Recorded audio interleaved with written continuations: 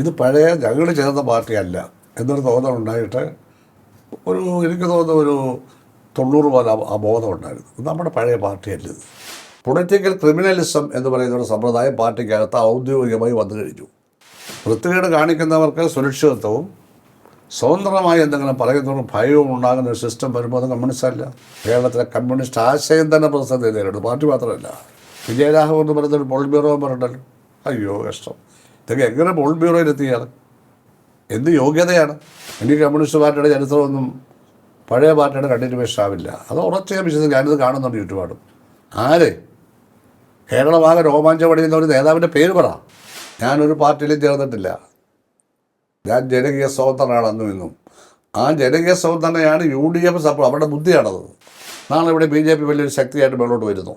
അവർ പ്രതിപക്ഷമാകുന്ന ഒരു കാലത്ത് ഇപ്പം തന്നെ അവർക്ക് 3 സീറ്റ് കിട്ടുമെന്നൊക്കെ പറയല്ലേ. പ്രതിപക്ഷ പാർട്ടിക്കാർ ഭരണകക്ഷിയാകുമ്പോൾ അവിടെ പറയാം. പിന്നെ 2 ലക്ഷം ഞാൻ ഭരണകക്ഷി. അങ്ങനെ വരുമ്പോൾ കോൺഗ്രസ് CPM കൂടെ യോജിക്കുകയും ഇവിടെ ഇന്ത്യ മുന്നണി വരുമെന്ന് ഉറപ്പല്ലേ?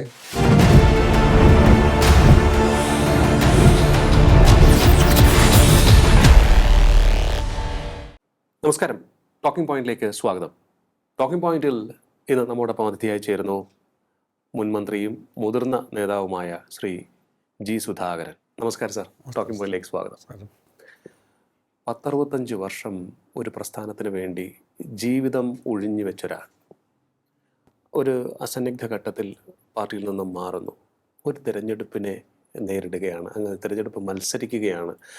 ആ പ്രസ്ഥാനത്തിന് എതിരെ തന്നെ രംഗത്ത് വരുന്നു. പ്രിൻസിപ്പിൾസിന് വേണ്ടിയാണ്. ഇപ്പോൾ എന്താണ് റിസൾട്ട് വരുന്നതിന് മുൻപ് അങ്ങയുടെ മനസ്സിലുള്ള വികാരം? താങ്കൾ പറഞ്ഞത് ശരിയാണ്. ഏതാണ്ടൊരു 63 വർഷത്തിലേറെ ഞാൻ കമ്മ്യൂണിസ്റ്റ് പ്രസ്ഥാനത്തിൽ ഒരു മെമ്പറായി ചേർന്ന് ഈ 63 വർഷത്തിലേറെ കാലം അതിൻ്റെ പ്രധാന കേഡറായി പ്രവർത്തിച്ച ആളാണ്. ഞാൻ മെമ്പറാവുന്നത് അവിഭക്ത കമ്മ്യൂണിസ്റ്റ് പാർട്ടിയുടെ ലാസ്റ്റ് ഇയറിലാണ്, 63-ലാണ്. SLCക്ക് പഠിക്കുകയാണ്. അപ്പോൾ അത് പ്രസംഗം, ഉപന്യാസം എഴുത്ത്, കഥയെഴുത്ത് തുടങ്ങിയിട്ടുള്ള സാംസ്കാരിക രംഗത്ത് മത്സരങ്ങളൊക്കെ ഉണ്ട്. അവിടെ ഓട്ടം, ചാട്ടം, ഹൈ ജമ്പ്, ലോങ് ജമ്പൊക്കെ വേറെയുണ്ട്. അപ്പോൾ ഉപന്യാസത്തിലും പ്രസംഗ മത്സരത്തിലും പദ്യപാരായണം, അക്ഷരശ്ലോക മത്സരം, ഇതിലൊക്കെ ഞാൻ ഹൈസ്കൂളിൽ നിന്ന് 1ാം സ്ഥാനത്ത് വരും.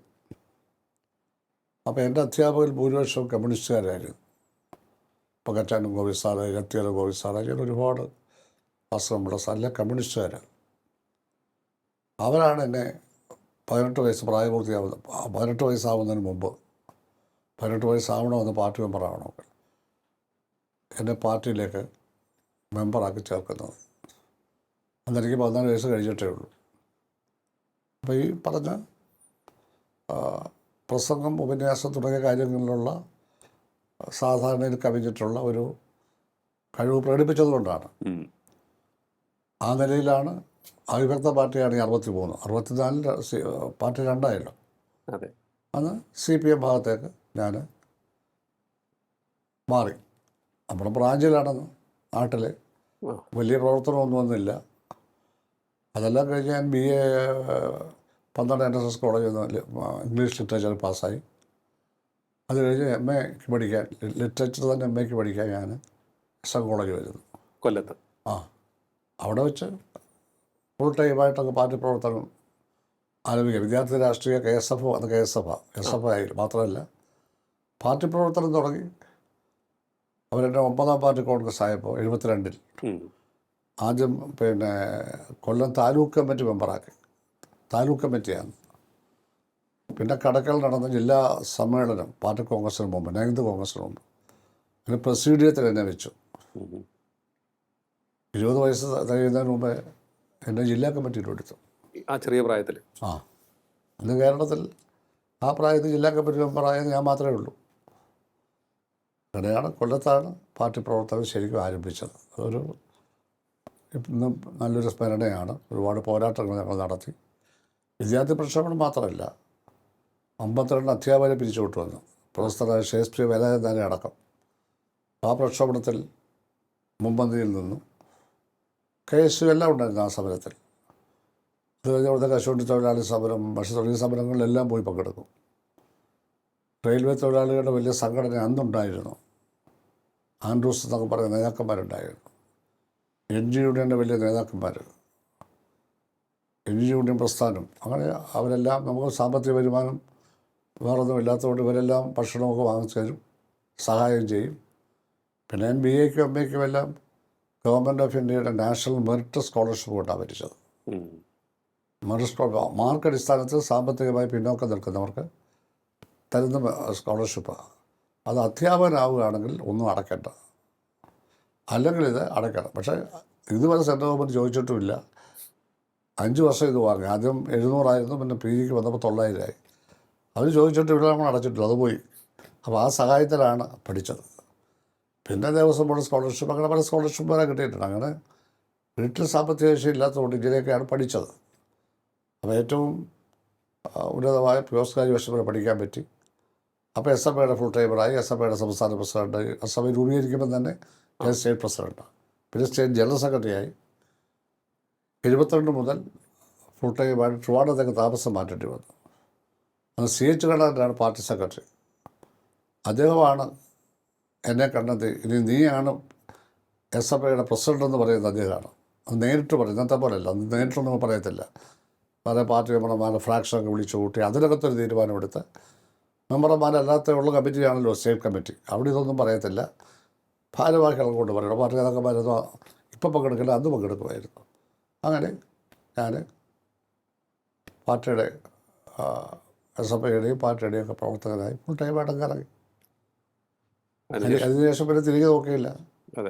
പിന്നെ LLB LLBക്ക് പഠിക്കാൻ പോയി. അപ്പം 72 എസ് എഫ് ഐയുടെ സംസ്ഥാന ജനറൽ സെക്രട്ടറി ആയിരിക്കണം, വിദ്യാർത്ഥിയായിരിക്കണം. അപ്പോൾ ലോ കോളേജ് ഗവൺമെൻറ് എനിക്ക് മെറിറ്റ് കിട്ടി. കാരണം ലിറ്ററേച്ചർ BA സെക്കൻഡ് ക്ലാസ് ഉണ്ട് അന്ന് തന്നെ.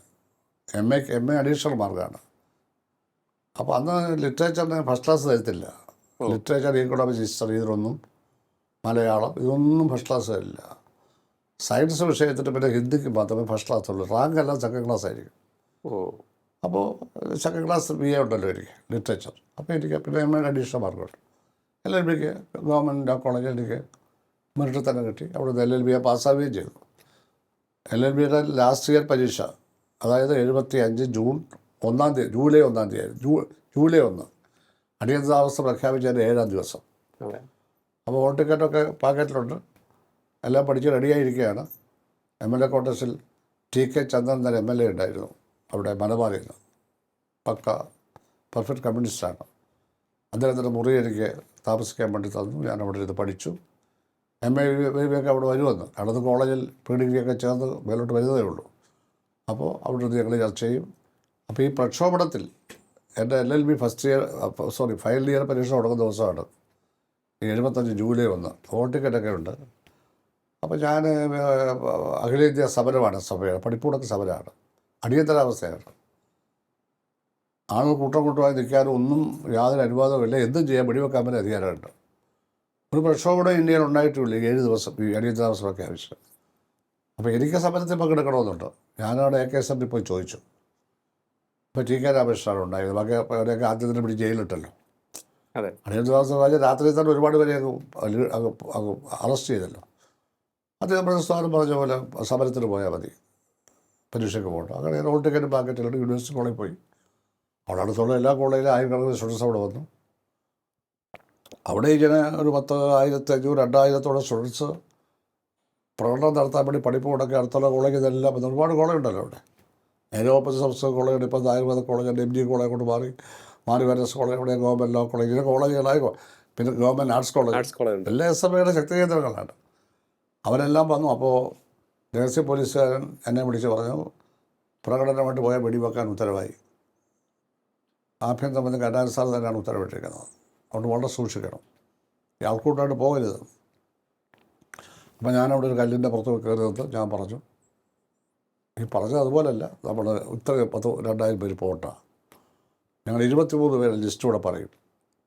അത് അഖിലേന്ത്യാ കമ്മിറ്റി മെമ്പർ, അഖിലേന്ത്യാ കമ്മിറ്റി വൈസ് പ്രസിഡന്റ് കൂടിയാണ്, സ്റ്റേറ്റ് കമ്മിറ്റി ഭാരവാഹികൾ, ജില്ലാ കമ്മിറ്റി ഭാരവാഹികൾ, താലൂക്ക് കമ്മിറ്റി യൂണിറ്റ് ഭാരവാഹികൾ, ആ 23 പേരുടെയും പേര് പ്രഖ്യാപിച്ചു.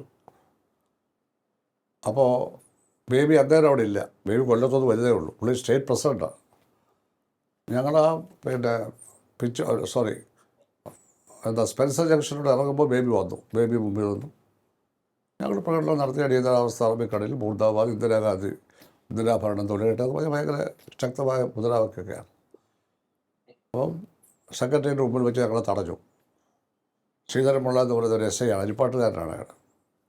ഈദി അമീനെ പോലെയുള്ള ശരീരപ്രവൃത്തിയും വലിയ മീശയൊക്കെ വെച്ച ഒരാളാണ്. തടഞ്ഞ് അവിടെ പോലെ ഞങ്ങൾ അടി തുടങ്ങി. അടിച്ചടിച്ച് ഓരോരുത്തരെ വായിലോട്ടിട്ടു. അവസാനം എല്ലാവരെയും കൂടെ കന്റോൺമെൻറ്റ് പോലീസ് സ്റ്റേഷൻ കൊണ്ടിറക്കി അവിടെ ഇട്ട് തല്ലി. പിന്നെ ഒരു മണിക്കൂർ കഴിച്ച് വെള്ളവും തന്നിട്ടില്ല. ഒരു കഴിഞ്ഞ് 5-8 ഡെസ്കും ബെഞ്ചും ഒക്കെ 2 സൈഡിലും പിടിച്ചിട്ട് എൻ്റെ ഇടയിൽ കൂടെ നടത്തുമ്പോൾ എല്ലാം 8 പോലീസുകാർ അപ്പുറം ഇപ്പുറം തല്ലുക, എന്നിട്ട് ലോക്കപ്പിലോട്ട് ഇടുക. രാത്രി 11 മണി വരെ പച്ചവെള്ളം തന്നില്ല. രാത്രി 12 മണിയായപ്പോൾ വർക്കൽ രാധാകൃഷ്ണൻ എന്നൊരു സ്റ്റാൻലി ഉണ്ട്, ഒരു കൗൺസിലർ. പിന്നെ നമ്മുടെ സത്യരേശൻ, പരമേശ്വരൻ പിള്ളച്ചേട്ടൻ മരിച്ചുപോയി. ഇവരെല്ലാം കൂടെ വന്നു. വി ശ്രീധർ അത് മുട്ടം പ്രശ്നമായി പോലീസ് സ്റ്റേഷനിൽ. അനുദനും എസ് ഐയെ തല്ലുവെന്ന് പറ്റില്ല. അനുദൻ പുള്ളി വിചാരിച്ചാൽ തല്ലുകയും ചെയ്യും. അവസാനം ചായയൊക്കെ വാങ്ങിച്ചു തന്നു. രാത്രി 1 മണിയായപ്പോൾ മനുഷ്യരുടെ വീട്ടിൽ കൊണ്ടുപോയി ഡിഫൻസ് ഓഫ് ഇന്ത്യ രാജ്യദ്രോഹ കുറ്റ ചാർജ് ചെയ്ത് ഞങ്ങളെ സബ് ജയിലിൽ കൊണ്ടുപോയി അട്ടക്കുളങ്ങര. അവിടെ ഒരാഴ്ച കിടന്നപ്പോഴത്തേക്കൊണ്ട് EMS AKG എല്ലാം അറസ്റ്റ് ചെയ്ത് വരും അവിടെ ഇവരെല്ലാവരും കൂടി. അപ്പോൾ അത് കഴിഞ്ഞ് അവരെ ഒരു 3-4 ദിവസം കഴിഞ്ഞ് ഞങ്ങൾ വിട്ടു. KM ജോർജൊക്കെ ഉണ്ടത്, കേരള കോൺഗ്രസ് നമ്മുടെ കൂടെ. 3 ദിവസം ജയിലിൽ കിടന്നവർ. അപ്പോൾ KM ജോർജിൻ്റെ ഈ ഉടുപ്പെല്ലാം ഒരു മറ്റേ ചട്ട ഇടിയിച്ചു ജയിൽ പുള്ളികളുടെ. അദ്ദേഹം തിരുമേനി ഞാനിതിടണോ എന്ന് ചോദിച്ചെന്നാണ് പറയുന്നത്. നമ്മളെല്ലാവരും ഇട്ടേ പറ്റൂ. പിന്നെ അവരെ എല്ലാവരും വിട്ടു. ഞങ്ങളെ ശിക്ഷിച്ച് സെൻട്രൽ ജയിലിൽ അയച്ചു. എന്തായിരുന്നു ശിക്ഷ? ശിക്ഷ സെൻട്രൽ ജയിലിൽ ഡിഫൻസ് ഓഫ് ഇന്ത്യ റൂളിൽ ശിക്ഷ. അതിന് കാലാവധി ഒന്നും പറയുന്നില്ല. ഇല്ല, ഡിഫൻസ് ഓഫ് ഇന്ത്യ റൂളില്ലേ, രാജ്യരക്ഷാ കുറ്റം. മിസൈൽ അറസ്റ്റ് ചെയ്യുന്നവർക്ക് കാലാവധിയില്ല. Maintenance of act, maintenance of internal security act. അപ്പോൾ അവിടെ കിടന്നു. എന്നിട്ട് എൻ്റെ ഈ ഓൾ ടിക്കറ്റ് ഉപകരിച്ചു. AKG ചെയ്തറിഞ്ഞ് ഈ ഓൾ ടിക്കറ്റ് ആര് വഴി വാങ്ങിച്ച് നേരെ ഹൈക്കോടതി കൊണ്ടുപോയി കേസ് കൊടുത്തു. സ്റ്റുഡൻസാണ്, പരീക്ഷ എഴുതാൻ പോയവരാണ്, കണ്ടില്ലേ, അറസ്റ്റ് ചെയ്ത് കൊണ്ടുപോയി ഒരാവശ്യമില്ലാതെ. ഒരു കോളേജിൽ കൂടി നിന്നുള്ള ശരി. എന്തായാലും 5 മാസം കഴിഞ്ഞപ്പോൾ എല്ലാവരും ഈ സ്റ്റുഡൻസ് ആണെന്ന് പറഞ്ഞ് ഞങ്ങളെ വിട്ടു. പിന്നെ ട്രിവാൻഡ്രത്തപ്പോഴത്തേക്ക് എൻ്റെ പഠിത്തം എല്ലാം കഴിഞ്ഞു. ഞാൻ നേരെ ആലപ്പുഴയ്ക്ക് പോയി. നവംബർ ആയപ്പോൾ ആലപ്പുഴ പോയി. അതുപോലെ ആലപ്പുഴയിലായിരുന്നു. അപ്പോൾ ഈ മുന്നണി സംവിധാനമൊക്കെ തുടങ്ങുന്ന സമയത്ത് അങ്ങ് സജീവമായി തന്നെ ആലപ്പുഴയിൽ നിന്ന് രാഷ്ട്രീയ പ്രവർത്തന രംഗത്തുണ്ട്. അല്ല, 63 വർഷവും സജീവമായിട്ട് ഉണ്ട്. സ്റ്റേറ്റ് കമ്മിറ്റി വരുത്തി. സെക്രട്ടേറിയറ്റിലേക്ക് തന്നെ 3 തവണ ക്ഷണിച്ചു. ട്രിവാൻഡ്രത്തൊരു സമ്മേളന സ്ഥലത്ത് വെച്ച്, കൊല്ലത്തൊരു സമ്മേളനത്തിൽ വെച്ച്. പിന്നെ ഞാൻ സ്വാഗതം ജനറൽ സെക്രട്ടറിയായി ആലപ്പുഴ സമ്മേളനം നടത്തി 2014-15 നമ്മുടെ വിജയനും കോടിയേരി വർഷം സെക്രട്ടറി ആവുന്ന അവിടെ വെച്ച്. എന്നെ അങ്ങ് നിർബന്ധിക്കുകയായിരുന്നു, സ്വാഗതം ഇരിക്കണം. ഞാൻ പറഞ്ഞു എനിക്ക് സ്റ്റേറ്റ് കമ്മിറ്റി മെമ്പർഷിപ്പ് മതി, ഞാൻ സാറ്റിസ്ഫൈഡ് ആണ്. അതെന്തായിരുന്നു അങ്ങനെ തീരുമാനിച്ചത്? അങ്ങനെ തീരുമാനിച്ചാൽ എനിക്ക് അങ്ങനെയാണ് എൻ്റെ ഒരു അനുഭവം അങ്ങനെ വന്നത്. കാരണം ജൂനിയറായവരെല്ലാവരും സെൻട്രൽ കമ്മിറ്റിയിൽ അവിടെ ഇവിടെയെല്ലായി. മനഃപൂർവ്വം നമ്മളെടുത്തില്ല. എന്തായിരിക്കും അതിന് ഒരു കാരണം പ്രത്യേകിച്ചൊന്നുമില്ല. പ്രത്യേകിച്ചൊരു കാരണവുമില്ല. എന്ത് കാരണം? കാരണം അങ്ങ് ഒരിക്കലും പാർട്ടിക്കെതിരെ ഒന്നും ശബ്ദം ഉയർത്തിയിട്ടില്ല. പാർട്ടിക്കെതിരെ ഇത് വന്ന് മാത്രമല്ല, പാർട്ടിക്ക് വേണ്ടി ഞങ്ങളൊക്കെ ജാവാൻ നടക്കുകയല്ലേ. അതെ, ഞാൻ വെറും മുദ്രാവാക്യം വിളി പ്രസംഗവും മാത്രമല്ല, ഞാനിത് പഠിച്ചിട്ടുള്ളതാണ്. മാർസൽ ലെനിസത്തിൻ്റെ അടിസ്ഥാന ഗ്രന്ഥങ്ങളെല്ലാം വായിച്ച് ക്ലാസ് എടുത്തു. പാർട്ടി ജയിലിൽ ഞങ്ങൾ ക്ലാസ് എടുത്തു. അതായത് സെൻട്രൽ ജയിലിൽ കിടക്കുമ്പോൾ ഞങ്ങൾ പാർട്ടി ക്ലാസ് എടുക്കും. ഞാനെടുക്കും, ബേബി എടുക്കും, ഞങ്ങൾ പാർട്ടി ക്ലാസ് എടുക്കും. കേന്ദ്ര കമ്മിറ്റിയുടെ ഡോക്യുമെൻ്റൊക്കെ ഒന്ന് അവിടെ വരും. ആ ഡോക്യുമെൻറ്റിൽ കേന്ദ്ര CCR ഡോക്യുമെൻറ്റിൽ പറഞ്ഞിരുന്നത് തൊഴിലാളി വർഗത്തിൽ നിന്നോ കൃഷിക്കാരിൽ നിന്നോ ഭരണകൂടത്തിനുണ്ട് ഭീഷണി ഉണ്ടായതുകൊണ്ടല്ല ഈ അടിയന്തരാവസ്ഥ പ്രഖ്യാപിച്ചത്. ഇത് ബൂർഷ ക്ലാസുകൾ തമ്മിലുള്ള ഏറ്റുമുട്ടൽ അധികാരമാർക്ക് വേണം എന്നുള്ളതിൽ നിന്നുണ്ടായതാണ്. അവർ തമ്മിലുള്ള പോരാട്ടമാണ്. ഇപ്പം ലോകമഹായുദ്ധം തുടങ്ങിയതെല്ലാം സാമ്രാജ്യത്തെ രാജ്യങ്ങൾ തമ്മിലുള്ള വൈരുദ്ധ്യങ്ങൾ ഇതല്ലേ എന്ന് പറഞ്ഞ പോലെ കോൺഗ്രസ്സിലെ 2 വിഭാഗം അധികാരത്തിന് വേണ്ടി മത്സരിക്കുന്നു. ഇന്ദിരാഗാന്ധി ഒരു ഭാഗത്താണ്, മറുഭാഗത്തെ ഇല്ലാതാക്കാൻ വേണ്ടി അവരടിയന്തരാവസ്ഥ പ്രഖ്യാപിച്ചാണ്. ആ കൂട്ടത്തിൽ തൊഴിലാളി വർഗത്തെ ഉൾപ്പെടുത്തി, അത്രയേ ഉള്ളൂ. നമ്മളല്ല ഇത് കാരണക്കാർ.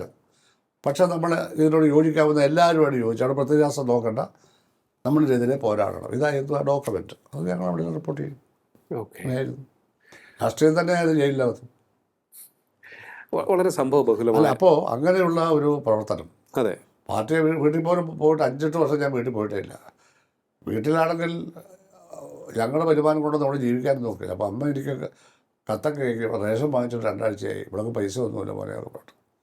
അപ്പോൾ അങ്ങനെയൊക്കെ ഞാൻ അവിടെ ചെല്ലും, 10-50 രൂപ എവിടുന്നെങ്കിലും കയ്യിലുള്ള അങ്ങോട്ട് കൊടുക്കും. അല്ല, ഒന്നും ചെയ്യാൻ പറ്റിയിട്ടില്ല. ഞാൻ ദരിദ്ര കൃഷിക്കാരായിരുന്നു. പക്ഷേ അവിടുത്തെ വലിയ വലിയ ഫാമിലികൾ, ആ ഭാഗത്തുള്ള ഗ്രാമീണ ഫാമിലികളുടെ കൂട്ടായ്മയിൽ ഒരുപാട് ബന്ധുക്കളും സുഹൃത്തുക്കളൊക്കെ ഉള്ള വലിയ ഫാമിലികളായിരുന്നു ഞങ്ങളുടെ. സാമ്പത്തികമല്ല നോക്കുന്നത്, മറ്റേ കുടുംബത്തിൻ്റെ ഇത് എല്ലാവരും വിദ്യാഭ്യാസമുള്ളവരാണ് വീട്ടിൽ. വിദ്യാഭ്യാസം ഇല്ലാത്ത ഒരാളുമില്ല, അച്ഛനെല്ലാവരും പഠിപ്പിച്ചു. അപ്പോൾ അങ്ങനെയൊക്കെ നമ്മൾ കഷ്ടപ്പെട്ട് പ്രവർത്തിച്ചൊരു പാർട്ടി അടിയന്തരാവസ്ഥ പോലും പരീക്ഷ എഴുതാൻ പോകാതെ സെൻട്രൽ ജയിലിലേക്ക് പോകാൻ തയ്യാറായവരുടെ കൂട്ടത്തിലായിരുന്നു ഞാൻ മാത്രമല്ല. 23 കൊണ്ടാണ് ഞങ്ങൾ. ബേബി ഉണ്ടായിരുന്നു അതിനകത്ത്.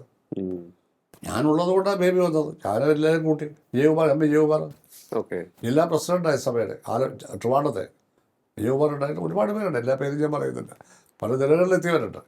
അപ്പോൾ അങ്ങനെയാണ് പ്രവർത്തിച്ചത്. ആലപ്പുഴ ചെന്നപ്പോൾ VS പറഞ്ഞു കുട്ടനാട്ടിലെ കർഷക തൊഴിലാളി കേന്ദ്രത്തിൽ പ്രവർത്തിക്കാൻ പോകണം.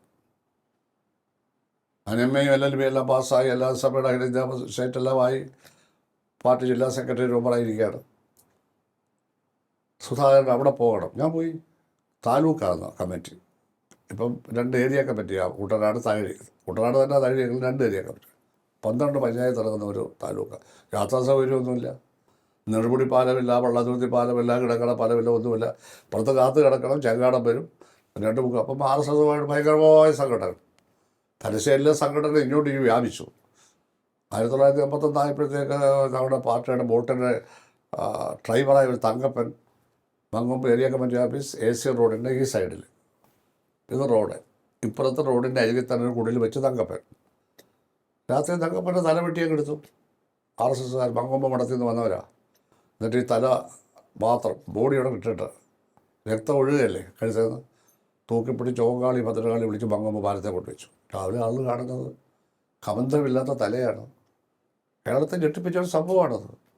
അന്നത്തെ DGP അവരെല്ലാം വന്നു. ഇത് 2 ഭാഗങ്ങൾ തമ്മിലുള്ള മത്സരത്തിൽ നിന്നുണ്ടായതാണെന്ന് അയാളുടെ ഒരു പ്രസ്താവന. കാരണം മങ്കൊമ്പ് മഠത്തിൽപ്പെട്ട ഒരാളാണ് അന്നത്. EMS വന്നു, ഇയാളെ ഉടൻ തന്നെ സ്ഥാനത്ത് നീക്കണമെന്ന് പറഞ്ഞു. ഈ തലപെട്ടി തന്നെ ന്യായീകരിച്ച് പങ്കെടുത്തവരാണ്. വൈകിട്ട് രാജിവെച്ചു, സ്വയം രാജിവെച്ചു വന്നു. അങ്ങനെയൊക്കെയുള്ള തീഷ്ണ 6 മാസക്കാലത്തെ ആഫീസുകാരാണ് വില 144. ഇതിലേക്ക് നേരിട്ട് പാർട്ടിയും പ്രസ്ഥാനവും കെട്ടിപ്പടുത്ത കുട്ടനാട് വലിയ പാർട്ടിയായി. അത് തൃശ്ശൂർ ചേർന്ന സംസ്ഥാന സമ്മേളനം പ്രത്യേകം ശ്ലാഘിച്ചു കുട്ടനാട് കമ്മിറ്റിയെ. പിന്നെ പാർട്ടിയുടെ ജില്ലാ സെക്രട്ടറിയായി 2 തവണ. പാർട്ടി പറഞ്ഞ എല്ലാ പോസ്റ്റിലും വരുന്നത്. ജില്ലാ കൗൺസിൽ പ്രസിഡൻ്റായി, 4 തവണ MLA ആയി, മിനിസ്റ്ററായി, പാർട്ടി സംഘാടകനായി. പ്രവർത്തിക്കാത്ത ഒരു കാര്യമില്ല. പാർട്ടി പറഞ്ഞതെല്ലാം കേട്ടു. ഒന്നും സ്വന്തമായി സമ്പാദിക്കാനോ അതിൽ നിന്നും ദുഷ്പ്രയോഗം ഉണ്ടാക്കാനോ ഒന്നും ശ്രമിച്ചില്ല. കൃത്യമായും പലർക്കും പറ്റിയ അബദ്ധങ്ങളൊന്നും പറ്റാതെ നമ്മൾ പ്രവർത്തിച്ചു. അങ്ങനെ പ്രവർത്തിച്ച ഒരു പാർട്ടി അല്ല ഇപ്പോഴത്തെ പാർട്ടി. പാർട്ടി ആകെ മാറിപ്പോയി. ചുവന്ന പൊടിയും ചിഹ്നവും സിന്ദാബാദ് പൊടിയും കൊണ്ട് മാത്രമായില്ല. സിന്ദാബാദ് പൊടിക്കുന്നവർ ഭൂരിപക്ഷം പേരുടെയും വയറ്റിൽ കിടക്കുന്ന മദ്യമാണ്. പക്ഷേ യങ്ങർ ജനറേഷനിലെ DYFI പഠിപ്പിക്കുന്നത് ശരിയായ DYFIയുടെ പരിപാടിയല്ല. ഞാൻ അവരേത് കുറ്റപ്പെടുത്താൻ, അവരെല്ലാം വളർന്നു വരേണ്ടവരാണ്. പക്ഷേ അവരത് നോക്കണം. ഏതൊരു യുവജന നേതാവുണ്ടെന്ന് കേരളത്തിൽ പൊതുവെ അംഗീകാരമുള്ളത്? പൊതുവെ അംഗീകാരമുള്ള ഒരു നേതാവില്ല. അത് നാളെ പാർട്ടിയുടെ നേതാവായി മാറേണ്ടതാണ്. ഞങ്ങളൊന്നും പഠിക്കുമ്പോൾ അങ്ങനെയല്ല. ജനങ്ങളെ NGO എല്ലാം സ്നേഹിക്കുകയാണ്. അവിടെയെല്ലാം പോരാട്ടങ്ങൾ പങ്കെടുക്കുകയാണ്.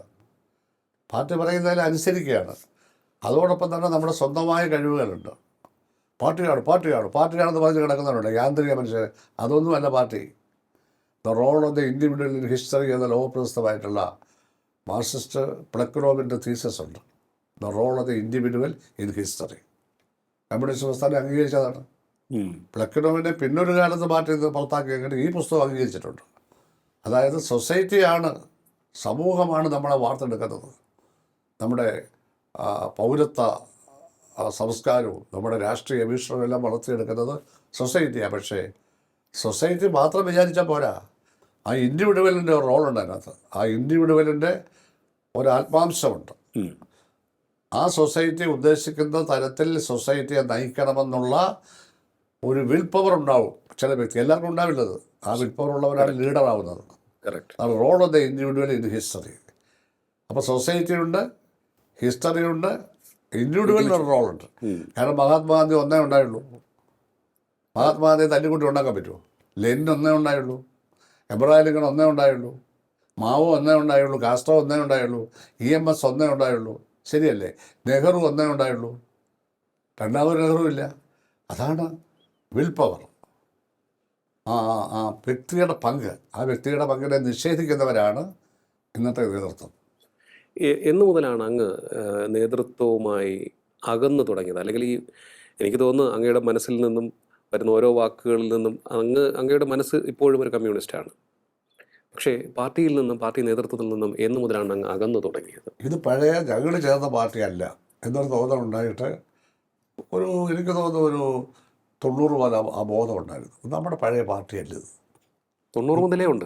എന്തൊക്കെ വ്യത്യാസങ്ങൾ കാണുന്നു. എന്നുവെച്ചിട്ട് പാർട്ടി വിടാനൊന്നും നമ്മൾ തയ്യാറായിട്ടില്ല. അതൊക്കെ ഉണ്ട്.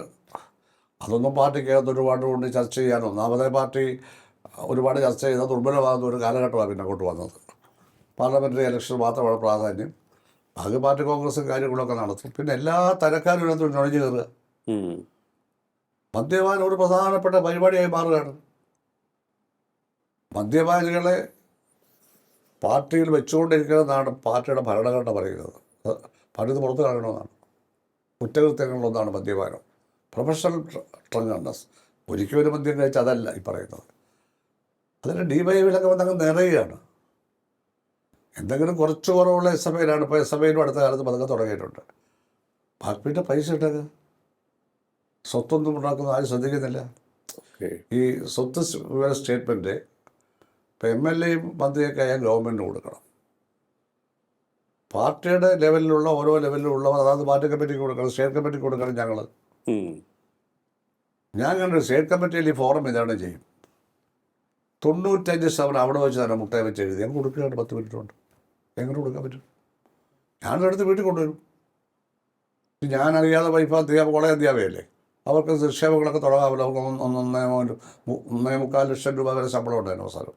UGC പ്രൊഫസറാണ്. മകൻ പ്രവാസിയാണ്. അവന് വരുമാനമുണ്ട്, അവൻ്റേതായിട്ടുണ്ട്. പക്ഷേ അവൻ്റെ വരുമാനം നമ്മുടെ വരുമാനമല്ല. കാരണം അവൻ ഫാമിലിയുള്ള ആളാണ്. സോ നമ്മൾ ഡിപ്പെൻഡൻ്റ് അല്ല. ഡിപ്പെൻഡൻ്റ് മാത്രം വരുമാനം കാണിച്ചാൽ മതി. ഇതുപോലും അറിയാൻ പാടില്ല CPM നേതൃത്വത്തിന്. ഇതൊന്നും അറിയാൻ പാടില്ല ഇവർക്ക്. അപ്പോൾ വൈഫിൻ്റേത് പക്ഷേ ഞാൻ എൻ്റെ സ്വത്ത് പോലെയാണ്. അപ്പോൾ ഞാൻ അവിടെ കൊണ്ടുപോയി ഇതെല്ലാം നോക്കി മക്കളുടെ വിവാഹം കഴിച്ചതിന് ശേഷം മക്കളുടെ കാണിക്കാൻ ഒരുപോലെ ഉള്ളൂ. വൈഫിൻ്റെ അവസാനത്തെ ഇതുവരെ ഞങ്ങളുടെ ഒരു SB അക്കൗണ്ട് ഉണ്ട്, അതുവരെ എഴുതി കൃത്യമായിട്ട് പാർട്ടിക്ക് കൊടുക്കും. പക്ഷേ അടുക്കി വെക്കുന്നതിൽ ഇന്നേ വരെ അതാരും പരിശോധിച്ചിട്ടില്ല. ഈ 63 ദിവസം ഒരിക്കൽ പോലും വരുമാനം പരിശോധിച്ച റിപ്പോർട്ട് പാർട്ടിക്ക് അതായത് അത് നോക്കത്തില്ല. ചുമ്മാ അതാ അവിടെ വെച്ച് എഴുതി കൊടുക്കുന്നത്. ചുമ്മാ അത് എഴുതി കൊടുക്കുകയാണ്. ഞാനൊരിക്കലും ഈ കോപ്പി തന്നെയാണ് ഞാൻ ഗവൺമെൻറ്റിന് കൊടുക്കുന്നത്. ഇലക്ഷൻ കമ്മീഷൻ കൊടുക്കുന്നത് ഇത് തന്നെയാണ്. എന്തിനാ വ്യത്യാസപ്പെടുത്തേണ്ട കാര്യം? എന്നിട്ട് എൻ്റെ സ്വത്ത് വിവരം കാണിക്കണമെന്ന് ഈയിടെ ഒരു DYFIക്കാരനെ കൊണ്ട് പറയിപ്പിച്ചു.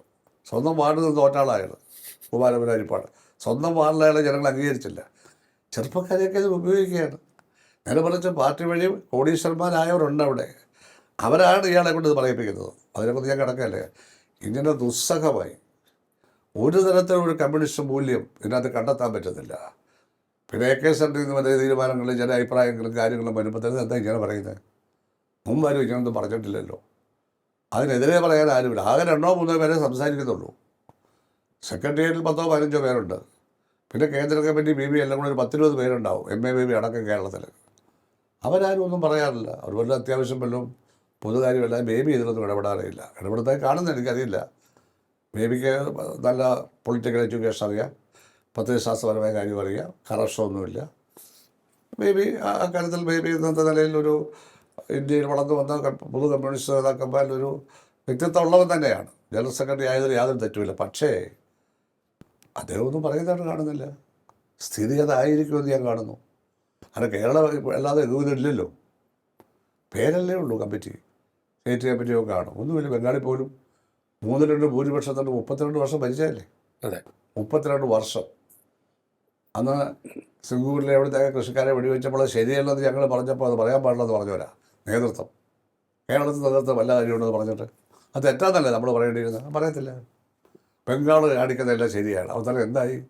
ഒരു MLA പോലും ഇല്ല. എന്ത് വിശദീകരണം തരാനുള്ളത്? ഈ അപ്രമാദിത്വം അംഗീകരിച്ചു കൊടുത്തോണ്ടല്ലേ, ബംഗാളി ബാബുമാരുടെ അപ്രമാദിത്വമല്ലേ അംഗീകരിച്ചു കൊടുത്തത്. കേരളത്തിലെ പാർട്ടി കൃഷിക്കാരുടെയും തൊഴിലാളികളുടെയും ഇടയിലാണ് നിൽക്കുന്നതുകൊണ്ടാണ് ഇപ്പോഴും പിടിച്ചു നിൽക്കുന്നത്. അതെ, അവിടെ തൊഴിലാളികളുടെയും കൃഷിക്കാരുടെ ഇടയിലല്ല, അവരെ ഇങ്ങനെ കൂട്ടുന്നത് മാത്രമേ ഉള്ളൂ. ബംഗാളി ബാബുമാരാണ് അതിനെ നയിച്ചിരുന്നത്. അവസാനം തൃണമൂൽ കോൺഗ്രസ് വന്ന് ഗുണ്ടായുസമായിട്ട് വന്നപ്പോൾ ഈ ബാബുമാരെല്ലാം ഓടി ഒളിച്ചു. മറ്റവർ തല്ലുകൊണ്ട് അവരെല്ലാം അങ്ങ് ചെങ്കൂടിയൊക്കെ കളഞ്ഞിട്ട് അവരെവിടെ കയറി തൃണമൂലിലോട്ടൊക്കെ പോയി. അതെ, ഗുണ്ടകളൊക്കെ എല്ലാ കാര്യത്തും പല പാർട്ടികൾക്കും ഉണ്ട്. കൽക്കട്ടയൊക്കെ ബൂത്ത് അവരെല്ലാം തൃണമൂലിൻ്റെ കൂടെ പോയി അവർ തിരിച്ച് CPM-കാരെ കൊല്ലാനും പാർട്ടി അവർ താർക്കാനും ശ്രമിച്ചു. അപ്പോൾ ശരിയായ ഒരു മാർക്സിസ്റ്റ് അടിസ്ഥാനത്തിലല്ല. ഒരു ഘട്ടം കഴിഞ്ഞപ്പോൾ ആദ്യം അങ്ങനെ ആയിരുന്നു. ബംഗാളിലെ പാർട്ടി വളരെ സ്ട്രോങ് കറക്റ്റുമായിരുന്നു. അവസാനം മാറി എന്നുള്ളത് വ്യക്തമായി. അതുകൊണ്ട് മുടിഞ്ഞു പോയി. നമുക്കും അനുഭവമല്ലേ. ഇവിടെയും അതിന് ചില ലക്ഷണങ്ങളൊക്കെ വന്ന് തുടങ്ങുന്നതേ ഉള്ളൂ. ഇവിടെ കുറച്ചു കാലം കൂടി ഇത് നിൽക്കും. കാരണം ഇവിടെ മണ്ണിൽ പാർട്ടിയുണ്ട്. കുട്ടനാട്ടിലെ കർഷക തൊഴിലാളിയും കയർപിരി തൊഴിലാളികളും ബീഡി തൊഴിലാളികളും മത്സ്യത്തൊഴിലാളികളും സാധാരണ കൃഷിക്കാരും ഈ പാർട്ടിയിൽ ഇപ്പോഴും പഴയ പോലെ ഇല്ലെങ്കിലും നല്ല സാന്നിധ്യമാണ്. അതുകൊണ്ടാണ് ഈ അധികാരത്തിൽ ഇരിക്കുന്നത്. ആ അധികാരം ഇനി എത്ര നാളെന്നുള്ളൊരു ചോദ്യമുണ്ട്. ആ അധികാരം ഈ പാവങ്ങൾക്ക് വേണ്ടി എന്തിനു ഉപയോഗിച്ചു എന്നുള്ള ചോദ്യം തിരിച്ചു വരുമ്പോൾ ഉദ്ദേശിച്ച പോലെ ഉപയോഗിച്ചില്ല. EMSന്റെ 2 ഗവൺമെൻറ്റും നാനാട് ഗവൺമെൻറ്റും ഒന്നും ചെയ്തതുപോലെ പിണറായി തന്നെ ആദ്യത്തെ ഗവൺമെൻറ് ചെയ്തതുപോലെ പോലും ചെയ്തില്ല. അത് ചെയ്യാൻ പ്രാപ്തിയുള്ള ഒറ്റ പദ്ധതി എടുത്തില്ല. ആദ്യത്തെ മന്ത്രിസഭയിൽ അങ്ങുണ്ടായിരുന്നു. വളരെ ഞങ്ങൾ കുറേ പരിചയസമ്പന്നരാണ്. ഞാൻ മാത്രമല്ല, പരിചയസമ്പന്നരായ ആൾക്കാരുണ്ടായിരുന്നു. അങ്ങുൾപ്പെടെയുള്ള ആൾക്കാരുണ്ടായിരുന്നു. കോടിയേരി ഉണ്ടായിരുന്നു. അതെ. അപ്പോൾ അതിനെക്കുറിച്ചൊക്കെ വളരെ നല്ല അഭിപ്രായമായിരുന്നു. ആ സർക്കാർ പൊതുവെ പ്രവർത്തനം രണ്ടാമതൊരു ടേമിന് കൂടി അവസരം ഒരുക്കുകയായിരുന്നു. അതെ, യാതൊരു സംശയമില്ല. വിശേഷിച്ച് പീഡബ്ല്യു വകുപ്പ് പണിച്ച റോഡുകളും പാലങ്ങളും ഇൻ്റർനാഷണൽ ലെവലല്ല, അമേരിക്കൻ തലസ്ഥാന നഗരിയിലുള്ളതുള്ള റോഡല്ലേ പണിച്ചിട്ടേക്കുന്നത്. 9 വർഷമായിട്ടും ആ റോഡിനൊരു സ്ക്രാച്ചില്ല. ഈ സ്റ്റണ്ടൊക്കെ പറഞ്ഞ സന്ധ്യയാവും വെളിച്ചം പകരുന്ന റോഡ് നമ്മളല്ലേ തുടങ്ങിയത്. അതിന് പകരം തുടങ്ങിയോ? 9 വർഷമായിട്ട് കേരളത്തിലെ ഒരു റോഡ് പീഡബ്ല്യു റോഡ് കേടായില്ലെന്ന് പറയാം. ഭൂരിപക്ഷം റോഡ് കിടക്കുകയാണ്. ഈ ഗവൺമെൻറ് ഒരു റോഡ് പണിയേണ്ടി വന്നില്ല. പീഡബ്ല്യുയുടെ ഒരു മേജർ റോഡ് പണിയാണ്, എല്ലാം പണിച്ചിട്ടിരിക്കുകയാണ്. പിന്നെ തീരദേശ ഹൈവേ അവിടെ നമ്മുടെ 600 കിലോമീറ്റർ അതിൻ്റെ പണി ആരംഭിച്ചു, പൂർത്തിയായിട്ടില്ല ഇപ്പോഴും. മലയോര ഹൈവേ അതിൻ്റെ ഒരു 50% പൂർത്തിയായി. അപ്പോൾ ദേശീയപാത 3 ദേശീയപാത വിപുലീകരിക്കാനുള്ള പരിപാടി. പിണറായി സഖാവ് ചീഫ് മിനിസ്റ്റർ എന്നെ കൂടെ കൂട്ടിപ്പോയി മോദിയെയും കണ്ട് ഗഡ്കരിയെയും കണ്ട് 50% പൈസ നമ്മൾ കൊടുക്കണമെന്നായി. അതായത് ദേശീയപാത പണി ചെയ്യാൻ അവരുടെ റോഡാണ്, അത് പ്രയാസമാണ്. അവസാനം എന്തെങ്കിലും കൊടുത്തില്ലേ ഇവർ പണിയത്തില്ല. അപ്പോൾ നമ്മളിരിക്കുമ്പോൾ ദേശീയപാത നഷ്ടപ്പെട്ടു എന്ന് പറയാതിരിക്കാൻ 25% കൊടുക്കാമെന്ന് പറയും. എന്ന് വെച്ചാൽ 7,500 കോടി രൂപയാണ് കൊടുക്കുന്നത്. 75,000 കോടിയേറ്റമാണ് ടോട്ടൽ എക്സ്പെൻഡിച്ചർ. അതിൽ 28,000 കോടിയാണ് ഭൂമിയുടെ വില. അതിവിടെയാണ് ഈ വില. മറ്റ് സംസ്ഥാനങ്ങളൊന്നും ഈ വിലയൊന്നുമില്ല. അതിന് 4 നമ്മൾ കൊടുത്ത് 7,000 കോടി നമ്മൾ കൊടുത്ത് PWക്ക് വേണ്ടി ഞാനാണ് കെട്ടിവെച്ചത്. അത് ജർമ്മൻ ബാങ്കിൽ നിന്ന് ലോൺ എടുത്താണ് കെട്ടിവെച്ചത്. അവിടെ 2% പലിശക്ക് ജർമ്മൻ ബാങ്കിൽ നിന്ന് ലോൺ കിട്ടും. എടുത്താൽ കെട്ടിവെച്ചത്. ഇതൊക്കെ നമ്മൾ അതിൻ്റെ എല്ലാ ഡീറ്റെയിൽസും തയ്യാറാക്കി വെച്ചു. പക്ഷേ പണിയാൻ തുടങ്ങാൻ പറ്റിയില്ല. അപ്പോൾ ഇത് ഗവൺമെൻറ് മാറി. പിന്നെ ഇപ്പം അപ്പോഴത്തേക്ക് എന്ത് ചെയ്തു? കേന്ദ്ര ഗവൺമെൻറ് സ്റ്റേറ്റിനുള്ള അധികാരം അങ്ങ് എടുത്തു. ദേശീയപാത പണിയാനുള്ള പൂർണ്ണ അധികാരം സ്റ്റേറ്റിന് തന്നിരുന്നു നമ്മുടെ കാലത്ത്. പണം മാത്രം അവർ തരും, പ്രോജക്റ്റ് അവർ അപ്രൂവ് ചെയ്യും, ബാക്കിയെല്ലാം നമ്മൾ ചെയ്യും. നമ്മുടെ PWD ആണ്. National highway engineer chief engineer ഒരു വിങ് തന്നെ ഉണ്ടായിരുന്നു. ഇപ്പം നിലവിലുള്ള ഗവൺമെൻറ് വന്നപ്പോൾ തന്നെ, അതായത് 21 ആ അധികാരം അവരങ്ങെടുത്ത് വിധം. കാരണം 75,000 കോടി രൂപയുടെ ദേശീയപാത നിർമ്മിക്കുകയല്ലേ. അപ്പോൾ അതങ്ങ് എടുക്കും, സ്വാഭാവികമാണ്.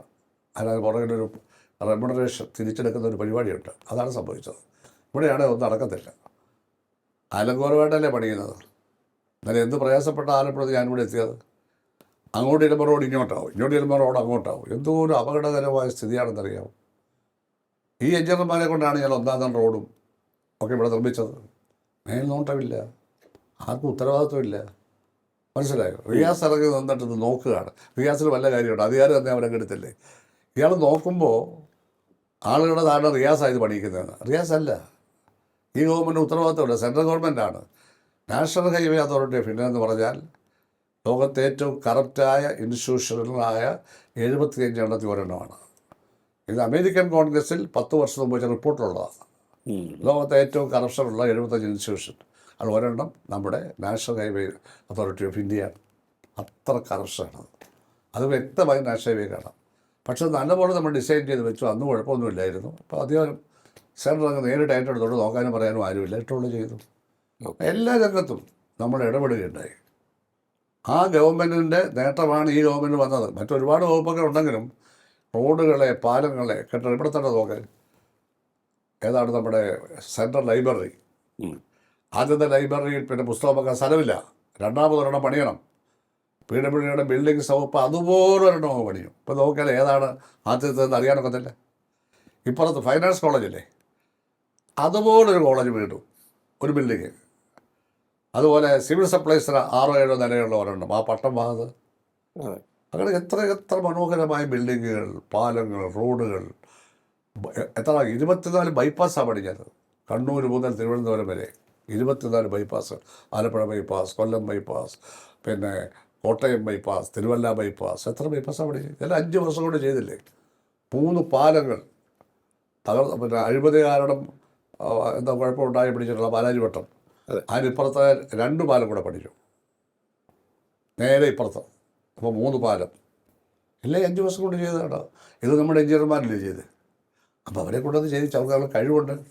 ആ കഴിവ് അവർ നിർമ്മാണത്തിൽ ചെലുത്താൻ, അതായത് എഞ്ചിനീയറിംഗ് എസ്തറ്റിക്സ് എന്നൊരു വിഷയം കൂടി, ഒരു വിഷയം പേപ്പർ അല്ലെങ്കിൽ അതും കൂടി ചേർത്താണ് എഞ്ചിനീയറിംഗ്.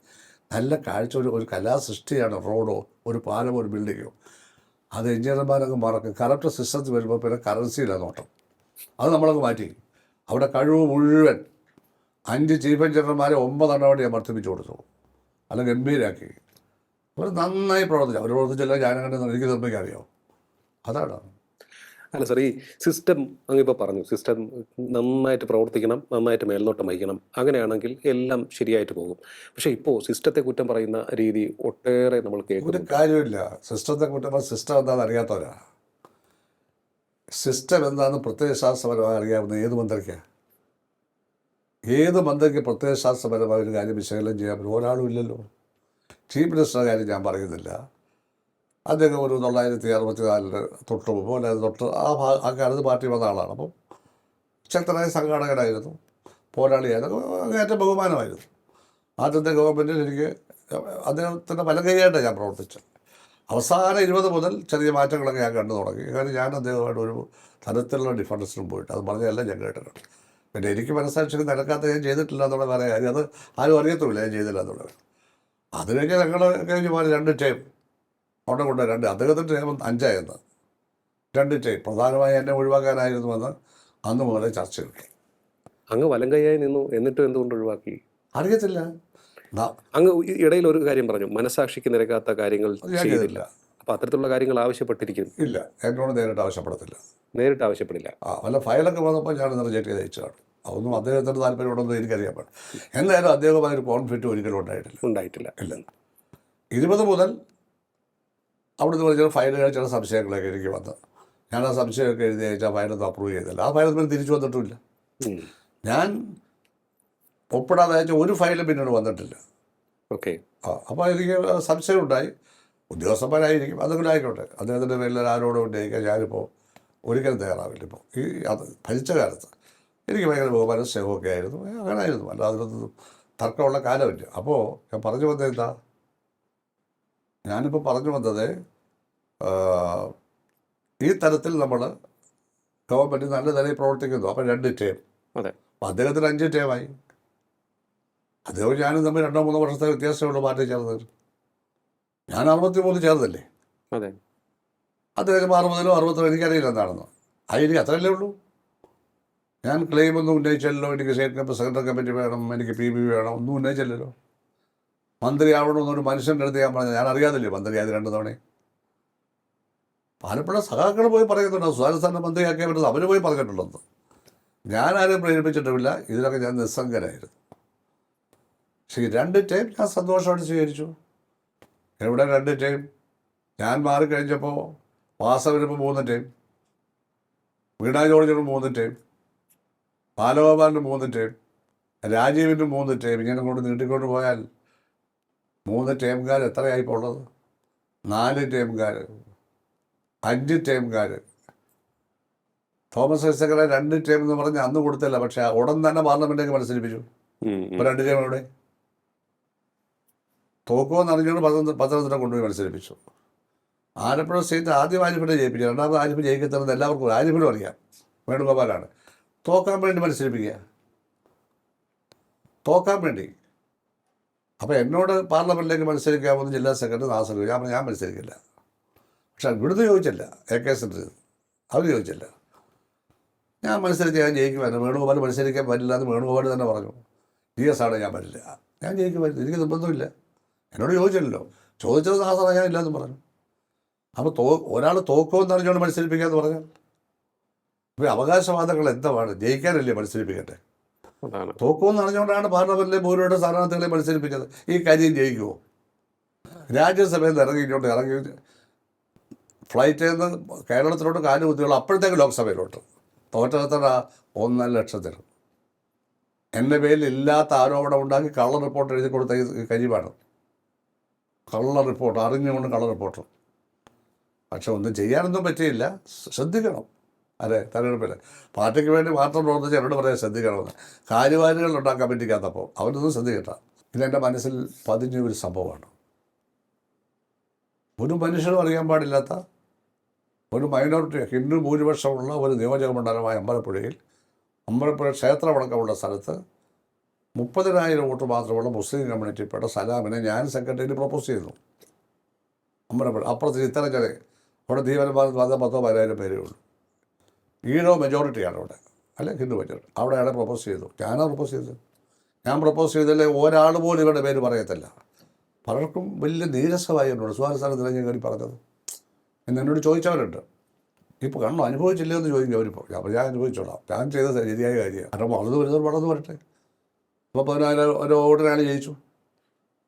അപ്പോൾ എനിക്ക് 23,000 കിട്ടി, എനിക്ക് 11,000. ഇതാണ് ചിന്തിച്ച അയാൾ. ഉടനെ ഒരു പെറ്റീഷൻ അവിടെ സഹിച്ചറിയാം മറ്റൊരു ആലോചിച്ച് പെറ്റീഷൻ എഴുതി ഞാൻ ജയിപ്പിക്കാൻ വേണ്ടി സഹായിച്ചതാണ്. ഞാൻ അങ്ങോട്ട് ഉടൻ കരിയും വരിക, ഇവരെല്ലാം തലേന്ന് വിളിച്ചു കൂട്ടുക, ഇന്നത് പറയണമെന്ന് പറയുക, കാറിലൊക്കെ തന്നെ കമ്മീഷൻ വന്ന ദിവസം ആളെ അടിക്കുക, അതൊക്കെ ഞാൻ കണ്ടുകൊണ്ടിരിക്കുക.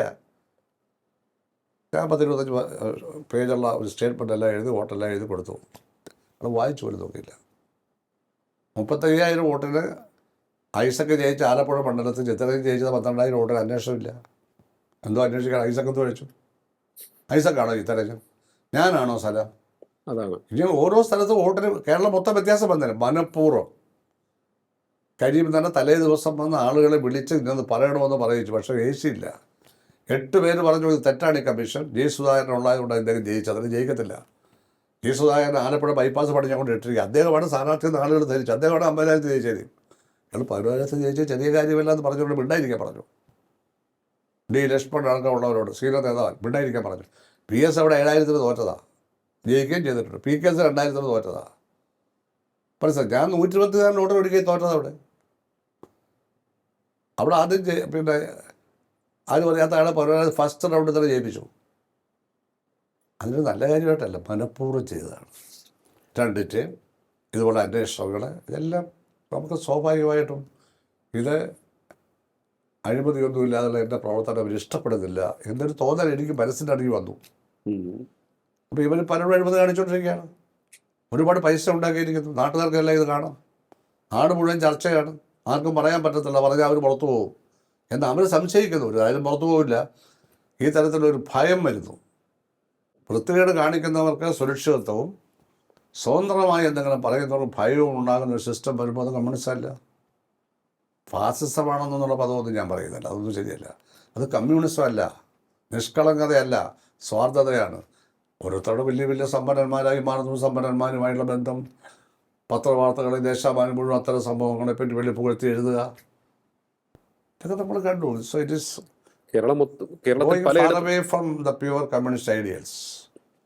കേരളത്തിൽ പലയിടത്തും ഇത്തരത്തിലുള്ള പ്രവണതയ്ക്കെതിരെ പരാതി വന്നിട്ടുണ്ട്, ഉണ്ടായിരിക്കും, ആരോപണം ഉയർന്നിട്ടുണ്ട്. അതെ, കൃഷ്ണപിള്ള സഖാവ് അവിടെ ചൊല്ലിമണലിൽ നടന്നാണ് ഈ പാർട്ടി ഉണ്ടാക്കിയത്. കാർൽ മാർക്സും എംഗൽസും സ്വന്തം കുട്ടികൾ പട്ടിണി കിടന്ന് മരിക്കുമ്പോൾ പ്രഭുകുമാരിയായ ജെന്നി ഭാര്യയായിട്ടും സ്വന്തം കുഞ്ഞുങ്ങൾ പട്ടിണി കിടന്ന് മരിക്കുകയാണ്. ആ മരിക്കുമ്പോഴും അദ്ദേഹം കമ്മ്യൂണിസ്റ്റ് മാനിഫെസ്റ്റോയ്ക്ക് ശേഷം മൂലധനം എഴുതിക്കൊണ്ടിരിക്കുക. ഇതൊക്കെയാണ് നമ്മുടെ സ്ഥാപക നേതാക്കന്മാരുടെ പാരമ്പര്യം എന്ന് പറയുന്നത്. എല്ലാം കളഞ്ഞു കുടിച്ചിട്ട് ആയിരക്കണക്കിന് ഏക്കർ കളഞ്ഞു കുടിച്ച EMS ഇതിലേക്ക് വരുന്നത്. അങ്ങനെ സമൂഹത്തിലെ താഴെത്തട്ടിലുള്ളവരും എല്ലാവരും ചേർന്ന് തൊഴിലാളി വർഗ രാഷ്ട്രീയം എന്ന ഏക പോയിന്റിൽ മനസ്സർപ്പിച്ച് പ്രവർത്തിച്ച പ്രസ്ഥാനമായത്. എന്ത് തൊഴിലാളി വർഗ രാഷ്ട്രീയം? എവിടെ? ട്രേഡ് യൂണിയൻ നേതാക്കന്മാരുടെ സമ്പാദ്യം എന്താ ഇപ്പം? അവിടെ കുട്ടികൾ എവിടെയാണ് പഠിക്കുന്നത്? പാർട്ടി വിട്ടൊരു സർക്കുലർ ഇറക്കി, ഇംഗ്ലീഷ് മീഡിയം സ്കൂൾ കുട്ടികളെ വിടാൻ പാടില്ല. സർക്കുലറാണ്. ഊണിന് 5 ഐറ്റത്തിൽ കൂടുതൽ കറി ഉണ്ടാവാൻ പാടില്ല. ആലപ്പുഴ പാർട്ടി പി കെ ഞങ്ങൾ അക്ഷരപ്രതി പാലിച്ചു. ഞാൻ സദ്യ പോലും കൊടുത്തില്ല എൻ്റെ കല്യാണത്തിന്. പിന്നെ വധുവിൻ്റെ ബന്ധുക്കൾ അയ്മനത്തൊന്ന് കുറച്ച് വരുന്നു, കോട്ടയം അയ്മനത്തൊന്ന്. അവർ 50 പേർക്ക് ഭക്ഷണം കൊടുത്ത് അത്രയേ ഉള്ളൂ. അത് അസപൂരം വെജിറ്റേറിയൻ ഹോട്ടൽ വെച്ചാൽ ഒരുപാട് ആഭരണങ്ങളൊന്നും വാങ്ങി 2 പവൻ്റെ ഒരു മാല മാത്രമാണ് വാങ്ങിച്ചു കൊടുത്തത്. അന്ന് 1 പവൻ 800 രൂപ വിലയുള്ളൂ. കായംകുളത്ത് പോയി അത് വാങ്ങിച്ച് ഞങ്ങൾ എൻ്റെ കുടുംബമായിട്ട് ചില താമരക്കുളത്താണ്. എന്നെ മകനെ ഞാൻ ഇംഗ്ലീഷ് മീഡിയം സ്കൂളിൽ അയച്ചതേ ഇല്ല. ഗവൺമെൻറ് ഹൈസ്കൂളിലാണ് പഠിപ്പിച്ചത്. ഗവൺമെൻറ് UPSC പഠിപ്പിച്ചു. യൂണിവേഴ്സിറ്റിയിൽ അഫിലിയേറ്റ് ചെയ്ത എയ്ഡഡ് കോളേജിൽ ചങ്ങനാശ്ശേരി SP കോളേജിൽ പഠിപ്പിച്ചു. അവിടുന്ന് ഇംഗ്ലീഷ് BAയും MBA പാസ്സായി. അവൻ്റെ പ്രവാസിയായി. ആരുടെ ശുപാർശയില്ലാതെ എൻ്റെ മകനാണെന്ന് തോന്നുന്നത് ജോലി അവനവിടെ കഴിയുന്നു. ഒരു സ്വാധീനത്തിന് ഒരു ബന്ധുവിനെ നിയമിക്കാൻ പോയില്ല. അങ്ങനെ ഈ സത്യസന്ധതയുടെ കാര്യത്തിൽ ഒരു കടുംപിടുത്തം ഉണ്ടായിരുന്നു അങ്ങേക്കെന്ന് കേട്ടിട്ടുണ്ട്. ഉണ്ടായിരുന്നു. കാരണം അതാ പാർട്ടിയിൽ നിന്ന് പഠിച്ചത്. ഈ പാർട്ടിയിൽ നിന്ന് പഠിച്ചതല്ലേ അന്ന് പഠിപ്പിക്കുന്നതൊക്കെ ഇതൊക്കെയല്ലേ. ഔദ്യോഗിക വാഹനത്തിൽ ബന്ധുക്കളെ പോലും കയറ്റില്ലായിരുന്നു എന്ന് കേട്ടിട്ടുണ്ട്. കയറ്റുന്നതെന്നാണ് തീരുമാനം. വൈഫിനെ കയറ്റാം, ഭാര്യയെ കയറ്റാം. ഭാര്യയെ കുടുംബത്തിനെ കയറ്റുന്നതല്ല, കാണുന്നവരെ ഒന്നും വിളിച്ച് കയറ്റാൻ പാടില്ല. ഭാര്യയെ കയറ്റാം എന്തായാലും. അത് തന്നെ കുറവാ. ആദ്യത്തെ ഗവൺമെൻറ് കാലത്ത് എൻ്റെ ഭാര്യ ട്രിവാൻഡ്രത്തേക്ക് വന്നിട്ടേ ഇല്ല. അവിടെ കോളേജ് പഠിപ്പിക്കുക. റിട്ടയർ ചെയ്ത് കഴിഞ്ഞ് മാത്രമാണ് മന്ത്രിമന്ദിരത്തിൽ എൻ്റെ കൂടെ താമസിച്ചത് 3 വർഷമായിട്ട്. ഒരു കാര്യത്തിൽ ഇടപെട്ടാതെ ആർക്കെങ്കിലും ഒരു പരാതി ഉണ്ടോ? ഒരു പത്രവാർത്തയുണ്ടോ? ചെയ്യത്തില്ല. ടീച്ചറെ ചിലപ്പോഴൊക്കെ ട്രെയിനിൽ വരാൻ അങ്ങ് ആവശ്യപ്പെട്ടിട്ടുണ്ടെന്ന് കേട്ടിട്ടുണ്ട്. എന്തിന്? അതെ, വരും. യാത്രാ സൗകര്യമുണ്ട്, സുഖമാണ്. അല്ല, അതൊക്കെ അങ്ങനെ ആയിരുന്നല്ലേ ആദ്യകാല കമ്മ്യൂണിസ്റ്റ് മന്ത്രിമാരെല്ലാം ചെയ്തത്. ഞാൻ അത്ഭുത കൃത്യമൊന്നും അല്ലല്ലോ കാണിച്ചത്. അപ്പം എന്തുകൊണ്ട് ഇപ്പം ഇങ്ങനെയായി? അത് പാർട്ടി ഒരു വലിയ പ്രതിസന്ധി നേരിടുകയാണ്. വലിയ പ്രതിസന്ധി നേരിടുകയാണ്. കേരളത്തിലെ കമ്മ്യൂണിസ്റ്റ് ആശയം തന്നെ പ്രതിസന്ധി നേരിടും. പാർട്ടി മാത്രമല്ല, കമ്മ്യൂണിസ്റ്റ് ആശയം വളർത്താൻ ആരുണ്ട്? കമ്മ്യൂണിസ്റ്റ് പാർട്ടിയുടെ ഹിസ്റ്റോറിക്കൽ ഗ്രോത്ത് അത് ചാർട്ട് ചെയ്ത് പറയാൻ അറിയാവുന്ന ആരുണ്ട്? ഹിസ്റ്റോറിക്കൽ മെറ്റീരിയലിസം, ഡയലക്ട്രിക്കൽ മെറ്റീരിയലിസം എന്താണെന്ന് പോലും ആർക്കും അറിയത്തില്ല. മനസ്സിലായില്ല. അതൊന്നും എന്താണെന്ന് പോലും ഇപ്പോൾ ഉള്ള ഈ സ്റ്റേറ്റ് കമ്മിറ്റിയുള്ള എത്ര പേർക്കറിയാം? ആലപ്പുഴയിലെ സ്റ്റേറ്റ് കമ്മിറ്റിയുള്ള ആർക്കറിയാം? മറ്റു ജില്ലയിലെ ഞാൻ വിടുന്നു. ആലപ്പുഴ 5-6 പേരില്ലേ ഇതേപ്പറ്റി 1 മണിക്കൂർ സംസാരിക്കാൻ കഴിവുള്ള ആരുണ്ട്? പറ. വലിയ വലിയ സ്റ്റേറ്റ് സെക്രട്ടേറിയറ്റിൽ അവരായിരിക്കുന്നത്. ചില കേന്ദ്ര കമ്മിറ്റിയിലാണ്. ആർക്കറിയാം? എന്തിനറിയണം? ഈ അലംഭാവം സംഭവിച്ചിരിക്കുകയാണ്. ഗോവിന്ദ മാഷൊക്കെ വളരെ പാർട്ടി ഡിസിപ്ലിൻ വന്ന ഒരു നേതാവാണ്. അല്ലെന്നൊന്നും എനിക്ക് പറയാൻ പറ്റില്ല. പക്ഷെ ഗോവിന്ദ മാഷൊക്കെ സ്ഥിതി ഇപ്പോൾ ദയനീയമല്ലേ? അല്ലേ? വിജയരാഘവൻ എന്ന് പറയുന്നൊരു പോളിറ്റ് ബ്യൂറോ മെമ്പറുണ്ടല്ലോ. അയ്യോ കഷ്ടം. ഇതൊക്കെ എങ്ങനെ പോളിറ്റ് ബ്യൂറോയിലെത്തിയാണ്? എന്ത് യോഗ്യതയാണ്? അദ്ദേഹം അടുത്ത കാലത്ത് പറഞ്ഞു, ഞാൻ കമ്മ്യൂണിസ്റ്റ് മാനിഫെസ്റ്റോ തലതിരിച്ചാണ് വായിച്ചത്. അങ്ങനെ പറയാമോ? എന്നെപ്പോൾ അയാൾ വായിച്ചിട്ട് പുസ്തകം ഞാൻ വായിച്ചിട്ടില്ലേ? ഞാൻ കമ്മ്യൂണിസ്റ്റ് പുസ്തകം മാത്രമല്ല, ഇൻ്റർനാഷണൽ ആയിട്ടുള്ള ലിറ്ററേച്ചർ എല്ലാം ഞാൻ വായിച്ചിട്ടുണ്ട്. ഈ വിജയരാഘവൻ എന്ന് പറയുന്നത് ഈ polit bureau member leaves of grass വായിച്ചിട്ടുണ്ടോ? നോബൽ സമ്മാനം കിട്ടിയ ലീവ്സ് ഓഫ് ഗ്രാസ്, തൃണനിലങ്ങൾ, അമേരിക്കൻ മഹാകവിയുടെ പാബ്ലോ നെരൂദയുടെ കാൻഡോസ് ജനറൽ വായിച്ചിട്ടുണ്ടോ? അത് നോബൽ സമ്മാനം കിട്ടിയ കമ്മ്യൂണിസ്റ്റുകാരനാണ്. Pablo Neruda senate member, parliament മെമ്പറായിരുന്നു, കമ്മ്യൂണിസ്റ്റ് പാർട്ടി മെമ്പറായിരുന്നു. ശത്രുക്കൾ അദ്ദേഹത്തെ ബയോഡറ്റ് കൊണ്ട് കുത്തിക്കൊല്ലുകൊണ്ടായിരുന്നു രോഗശയ്യെ കിടക്കുമ്പോൾ. ഇല്ലേ? വായിച്ചിട്ടുണ്ടോ ഇതുമല്ലോ? ഞാൻ കൂടുതലൊന്നും ചോദിക്കുന്നില്ല. വായനാശീലം അത്രയൊന്നും വരില്ല. ഞങ്ങളിതൊക്കെ വായിച്ചിട്ടുണ്ട്. കമ്മ്യൂണിസ്റ്റ് ആവുന്നതിന് മുമ്പേ ഇതൊക്കെ വായിച്ചു. കമ്മ്യൂണിസ്റ്റ് ആയപ്പോൾ അത് ശക്തമായി വായിച്ചു. ഞാൻ മാനിഫെസ്റ്റോ തല കിഴിച്ചാണ് വായിച്ചത്. എന്താ എന്നെപ്പറ്റി പറയാമെന്ന് പറഞ്ഞാൽ, കാരണം എൻ്റെ പാർട്ടി ജീവിതത്തെ മുഴുവൻ നിഷേധിക്കുകയല്ലേ ചെയ്തത്. ഞാൻ പിന്നെ എന്തിന് ഇതിനകത്ത് ഇവരുടെ കൂടെ ഇയാൾ അടങ്ങുന്ന പോളിറ്റ് ബ്യൂറോയിൽ നിന്ന് എന്തിന് രീതിയാണ് ഉള്ളത്? അപ്പോഴാണ് ഗോവിന്ദ മാഷ് ആരോ ചോദിച്ചു, സുധാകരൻ സാറിന് വല്ല ഒരു പരിഗണനയില്ല. ഇതേ പറഞ്ഞ ഒരു ഹാസ്യ ചിരിയും ഒരു പരിഗണനയില്ല. എനിക്കൊരു പാർട്ടി മെമ്പറായി എനിക്കൊരു പരിഗണനയില്ലെന്ന്. ഇന്നത്തെ നിൽക്കണം വയസ്സുടെ ഒരാവശ്യമില്ല നിന്നിട്ട്. കാരണം ആ കഥ കഴിഞ്ഞു. എനിക്ക് കമ്മ്യൂണിസ്റ്റ് പാർട്ടിയുടെ ചരിത്രമൊന്നും പഴയ പാർട്ടിയുടെ കണ്ടിന്യൂവേഷൻ ആവില്ല. അത് ഉറച്ചു ഞാൻ വിശ്വസിച്ച് ഞാനിത് കാണുന്നുണ്ട് ചുറ്റുപാടും. ആര് കേരളമാകെ രോമാഞ്ചം പണിയുന്ന ഒരു നേതാവിൻ്റെ പേര് പറ. പണ്ട് എത്ര പേരാ, EMS AKG മാത്രം അല്ലല്ലോ, ഗൗരിയമ്മ, അതെ, സുശീല ഗോപാലൻ, ഇവൻ AV കുഞ്ഞമ്പു, കരിവെള്ളും, ഇപ്പോൾ ആരും ഇല്ല. AP വർക്കി ട്രിവാൻഡ്രത്തെ, എറണാകുളത്തെ ജില്ലാ സെക്രട്ടറി, ഇവിടെയൊക്കെ പേര് പറഞ്ഞത് വി എസ് അച്യുതാനന്ദൻ, ഒരാളുടെ പേര് പറ. അടുത്ത കാലത്ത് അങ്ങനെ വരാൻ സാധ്യതയുള്ള ഒരാളുടെ പേര് പറ. ഒരു വനിതാ നേതാവിൻ്റെ പേര് പറ. അപ്പോൾ ഇതെല്ലാം കൂടെ നമ്മൾ കൂട്ടി വായിക്കുമ്പോൾ കമ്മ്യൂണിസ്റ്റ് പാർട്ടിയെ ഉയരത്തിലേക്ക് നയിക്കാൻ കഴിയുന്ന ലീഡർഷിപ്പ് ഇല്ലാതാക്കി. അങ്ങനെ വളരാൻ സാധ്യത ഉണ്ടായിരുന്നവരെയെല്ലാം ഈ വൃത്തികെട്ട ഒരു കൂട്ടം ആളുകൾ അവരുടെ കൺട്രോളിലാക്കി അവർ ചെയ്യുന്ന പോലെ ചെയ്യിക്കാൻ തുടങ്ങി. പൊളിറ്റിക്കൽ ക്രിമിനലിസം എന്ന് പറയുന്ന ഒരു സമ്പ്രദായം പാർട്ടിക്കകത്ത് ഔദ്യോഗികമായി വന്നു കഴിഞ്ഞു. ആ പൊളിറ്റിക്കൽ ക്രിമിനലിസം പ്രാക്ടീസ് ചെയ്യുന്നവരാണ് പല ജില്ലകളിൽ ആലപ്പുഴ അടക്കം നേതാക്കന്മാർ. അത് പറയുമ്പോൾ ഞങ്ങൾ വെളിപ്പെടുത്തും. സുധാകരൻ്റെ പേര് എന്ത് വേണേലും വെളിപ്പെടുത്തിക്കോ, നിങ്ങൾ പറയുന്ന ഒന്നും വലിയ കഴമ്പുള്ള കാര്യമായിരിക്കത്തില്ല, അതെല്ലാം അങ്ങ് പോകും.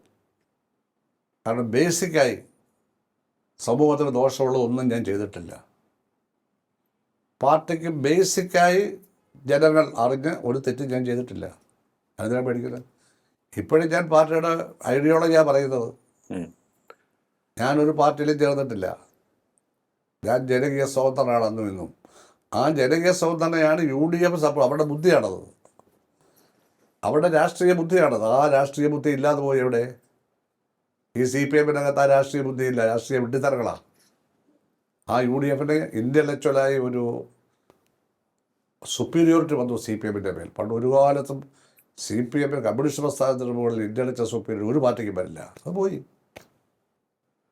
ഇപ്പോൾ സിറ്റുവേഷൻ ക്രൈസിസ്. അതൊരു അത്തരത്തിലുള്ള സംഭവങ്ങളിലേക്ക് ഇപ്പോൾ കുറേയേറെ പാർട്ടി പ്രവർത്തകർ ശബ്ദം ഉയർത്തുന്നുണ്ട്. പക്ഷേ ഏറ്റവും ഞെട്ടിക്കുന്ന ഒന്ന് രണ്ട് സംഭവങ്ങൾ എന്ന് പറയുന്നത് ചില IAS ഉദ്യോഗസ്ഥർ അവർ പറയുന്നത് അവർ ഗത്യന്തരമില്ലാതെ തുറന്നു പറയുകയാണ്. ഈ സർക്കാർ ജനങ്ങളുടെ പ്രതീക്ഷ തല്ലിക്കെടുത്തി. ഡോക്ടർ B അശോക്, ബിജു പ്രഭാകർ അദ്ദേഹത്തിൻ്റെ പുസ്തകത്തിൽ പറയുന്ന കാര്യങ്ങൾ ഇതൊക്കെ തന്നെ ഞെട്ടിപ്പിക്കുന്ന കാര്യങ്ങളാണ്. ഇങ്ങനെ അവരൊക്കെ തുറന്ന് പറഞ്ഞിരിക്കുകയാണ്.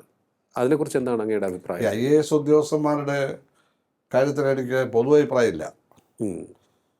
കാരണം IAS ഉദ്യോഗസ്ഥന്മാർ ഭൂരിപക്ഷവും കെൽപ്പില്ലാത്തവരും ഭരിക്കാൻ അറിയാൻ വയ്യാത്തവരും ഒക്കെയാണ്. പക്ഷെ അവരെ നമ്മൾ ഉപയോഗിക്കണം. എന്നാൽ ഹൈലി ഇൻ്റലിജൻ്റ് ആയിട്ടുള്ള പ്രതിഭാസമ്പന്നരായ ഒരു 10-20% ഉണ്ട്. രാഷ്ട്രീയക്കാരെ ഏത് രാഷ്ട്രീയക്കാരനെയും പോലെയോ അല്ലെങ്കിൽ രാഷ്ട്രീയക്കാർക്ക് ഉപരിയായ ബുദ്ധിയുള്ളവരുണ്ട്. അവർ IAS-ന് പോയെന്ന് മാത്രമേ ഉള്ളൂ. എനിക്ക് തന്നെ IAS-ൽ ഫീസ് ഒന്ന് പഠിപ്പിക്കാമെന്ന് SM കോളേജ് പ്രിൻസിപ്പലായ ശിവൻ സാറിനോട് പറഞ്ഞാൽ ഞാൻ MA പഠിക്കാൻ ചെല്ലണം. അദ്ദേഹത്തിനെ വീട്ടിൽ വിളിച്ച് എനിക്ക് ഭക്ഷണം തരും. എപ്പോഴും ഞാനവിടെ ഭക്ഷണം കഴിച്ചുകൊണ്ടിരിക്കുമ്പോൾ അത് മകനെ ഭാര്യ അതേ ഉള്ളൂ. സുധാകരൻ IAS-ന് പോകണം, ഫീസ് മുഴുവൻ അദ്ദേഹം തരാമെന്ന് നമ്മൾ ഞാൻ താല്പര്യമില്ല. IAS എനിക്ക് പണ്ടേ താല്പര്യമില്ല ഇത് ഞാൻ പറയുകയുണ്ടായി ഇരിക്കട്ടെ. അപ്പോൾ അത് സമയത്ത് IAS-കാരൻ അതിലൊരാളാണ് ഈ അശോക്. പക്ഷേ അശോക് ചിലപ്പോൾ കുറച്ച് ഓവറായി പറയും. അത് എന്നും മാത്രമല്ല, ഞാൻ മിനിസ്റ്ററായി നമ്മൾ 1-2 കാര്യത്തിൽ എന്നോടല്ല, അദ്ദേഹം ഓവറായി അത് അയാൾ ഒഴിവാക്കണം. പക്ഷേ അയാൾ പറയുന്നത് ശരിയാണ്. ഇപ്പം പറഞ്ഞതെല്ലാം ശരിയാണ്. അതിനാണ് സസ്പെൻഡ് ചെയ്തത്. എന്തിനാണ് സസ്പെൻഡ് ചെയ്തത്? ആ സസ്പെൻഷൻ നിലനിൽക്കത്തില്ല. അയാൾ കൂടുതൽ പറയാനൊക്കെ അവസരം കൊടുത്തു. അയാൾ പറഞ്ഞത് ശരിയല്ലേ? IAS എന്ന് റിട്ടയർ ചെയ്ത മറ്റേ അബ്രഹാം, എന്തായുടെ പേര്, K അബ്രഹാം, അയാൾ എന്തിനീ പോസ്റ്റ് വെച്ചു? EMS-ൻ്റെയും നാനാരുടെയും കാലത്ത് IAS-ന്ന് റിട്ടയർ ചെയ്ത ഒരു ഒറ്റയാളെ റീഎംപ്ലോയ് ചെയ്തതെന്നാണ് തീരുമാനം. IAS-കാരെ റീഎംപ്ലോയ് ചെയ്തതെന്നാണ് പാർട്ടി തീരുമാനം. ഒരാളെ റീഎംപ്ലോയ് ചെയ്തിട്ടില്ല. IAS-ന്ന് ഒരാൾ റിട്ടയർ ചെയ്തോ അപ്പോൾ എടുത്ത് വെക്കുകയാണ് പോസ്റ്റിൽ. എത്ര പേരെയാണ് വെച്ചിരിക്കുന്നത് നോക്കൂ. എത്ര സമർത്ഥരായ പുതിയ IAS-കാർക്കോ രാഷ്ട്രീയക്കാർക്കോ കിട്ടേണ്ട പോസ്റ്റായത്. എന്തിന് K അബ്രഹാമിനെ വെച്ചു? എന്തിനാ കാരണം? അത് സംശയാസ്പദമാണ്. അപ്പോൾ IAS-കാർക്കിടയിലുള്ള അഭിപ്രായ വ്യത്യാസമാണ് അശോക് പ്രകടിപ്പിച്ചത്. K അബ്രഹാമിന് രാജിവെച്ച് സ്വയം പോകണ്ടേ അയാൾ? അവിടെ എത്ര കാലം സർവീസ് ചെയ്തിരുന്ന ആളാണ്. റിട്ടയർ ചെയ്ത് പിന്നെയും 10 വർഷം ഇരിക്കുകയാണ്. എന്തിനാണ്? തെറ്റല്ലേ ഇത്? അങ്ങനെയാണെങ്കിൽ എന്തിനാ ഗവൺമെൻറ് ജീവനക്കാർ റിട്ടയർ ചെയ്യുന്നു? പറ. അവരെന്തിനു റിട്ടയർ ചെയ്യണം? 58-ാമത്തെ വയസ്സിൽ, 56-ാമത്തെ വയസ്സിൽ? പറയൂ. എന്തിന് യൂണിവേഴ്സിറ്റി പ്രൊഫസർമാർ 60-ാം വയസ്സിൽ റിട്ടയർ ചെയ്തു? പറയൂ. അതിൽ നിന്ന് അങ്ങനെയാണ് മിടുക്കന്മാരെല്ലാം തുറന്നൂടെ? അതോടുകൂടി നമ്മുടെ പബ്ലിക് സർവീസ് തകർന്നു പോവില്ലേ? എല്ലാ സിസ്റ്റവും തകരില്ലേ? അപ്പോൾ അബ്രഹാം ഒന്നോ രണ്ടോ എന്നുള്ളത് കൊണ്ട് സാർവത്രികമായില്ലെങ്കിലും ഒരു കമ്മ്യൂണിസ്റ്റ് ഗവൺമെൻറ് ചെയ്യാവുന്ന ഏറ്റവും വലിയ തെറ്റാണെന്ന് CPI പറഞ്ഞു. CPIക്ക് ദീർഘശക്തി ആകാമല്ലോ, അവർക്കൊന്നും നഷ്ടപ്പെടാനില്ലല്ലോ. ഉണ്ടോ? എന്താ മിണ്ടാത്തത്? ഒരുപാട് പ്രശ്നങ്ങൾ ഉന്നയിക്കപ്പെടാൻ പോവാണ്. CPI ഉന്നയിക്കുന്നില്ല. ഞാൻ CPIയിലൊന്നും ചേരുന്നില്ല. എനിക്ക് വേണേൽ ചേരാം. ഞാൻ ചേരുന്നത് ഒരു പാർട്ടിയിലും ഞാൻ ചേരത്തില്ല. ഇങ്ങനെ തന്നെ തുടരും. CPMൻ്റെ അല്ല മാർക്സിസ്റ്റ് ഐഡിയോളജിക്കെതിരെ ഞാൻ ഒന്നും പറയില്ല. കാരണം ഞാനത് ഉൾക്കൊള്ളുന്ന ആളാണ്. ഉൾക്കൊണ്ടുകൊണ്ട് തന്നെയാണ് UDFൻ്റെ. അങ്ങനെ ഉൾക്കൊള്ളുന്ന കമ്മ്യൂണിസ്റ്റുകാരനായിരുന്ന എന്നെയാണ് UDF അവർ ഏകപക്ഷീയമായി എന്നെ പിന്തുണച്ചതാണ്. ഞാൻ സ്വാഗതം ചെയ്തു. അവരെനിക്ക് വേണ്ടി കഷ്ടപ്പെട്ടു, പോസ്റ്റർ ഒട്ടിച്ചു, ഇലക്ഷൻ എക്സ്പെൻഡിച്ചറിൽ 70% അവർ വഹിച്ചു. എൻ്റെ കയ്യിൽ കിട്ടിയ പൈസയെല്ലാം ഞാൻ കൊണ്ടു കൊടുത്തു. അവരുടെ കയ്യിൽ നിന്നൊരു 10 പൈസ ഞാൻ വാങ്ങിയിട്ടില്ല. യൂത്ത് കോൺഗ്രസിൻ്റെ 100 കണക്കിന് മിടുമിടുക്കന്മാരായ ചെറുപ്പക്കാർ പോകുന്നു. ഒരു ചായ വാങ്ങിച്ചു കൊടുത്താൽ കുടിക്കത്തില്ല. ഒരു പൈസ അവർ വാങ്ങില്ല. ഇലക്ഷനാകുമ്പം കുറച്ച് പൈസയൊക്കെ 10,000 രൂപ കൊടുക്കണം. അവർ വാങ്ങിച്ചിട്ടില്ല. എന്നിട്ട് അവർ പറയുകയാണ് ഞങ്ങളുടെ ജീവിതത്തിൽ ഇന്ന് വരെ ഇതുപോലെ ഇലക്ഷൻ പ്രവർത്തനം നടത്തിയിട്ടില്ല, ഇത് ഞങ്ങൾക്കൊരു മാതൃകയായി കോൺഗ്രസ് എന്ന് അവർ പറയുന്നത്. ഞാൻ അവരെ പഠിപ്പിച്ചു എന്ന് അവർ പറയുന്നു. ഞാനൊന്നും പറഞ്ഞില്ല. ഇത് കേരളത്തിലെ ഒരു പുതിയ സംഭവവികാസ. എല്ലാ പാർട്ടിയിലും പെട്ടവർ എനിക്ക് വോട്ട് ചെയ്യുന്നു. ഇപ്പം 2014 ഞാൻ 23,000 വോട്ട് ജയിക്കുമ്പോൾ എതിരാളിക്ക് 40,000 കിട്ടിയുള്ളൂ. എന്നെ 35,000 മുസ്ലിം വോട്ടുള്ള അമ്പലപ്പുഴ മണ്ഡലത്തിൽ ഏറ്റവും കൂടുതൽ കാര്യങ്ങളുള്ളത് 65,000 ഉണ്ട്. പിന്നെ അമ്പലപ്പുഴ 35,000. ആ മുനിസിപ്പാലിറ്റിയിലെ 27 വാർഡിൽ പറയാനുള്ള 14 വാർഡ് മുസ്ലിം മെജോറിറ്റി. അതൊക്കെ സാറ് എന്നൊക്കെ പറയുന്നത് സിവിൽ സ്റ്റേഷൻ വാർഡൊക്കെ ഇല്ലേ, എല്ലാം മുസ്ലിം മെജോറിറ്റിയാണ്. 90%, 70%, 80% ഉണ്ട്.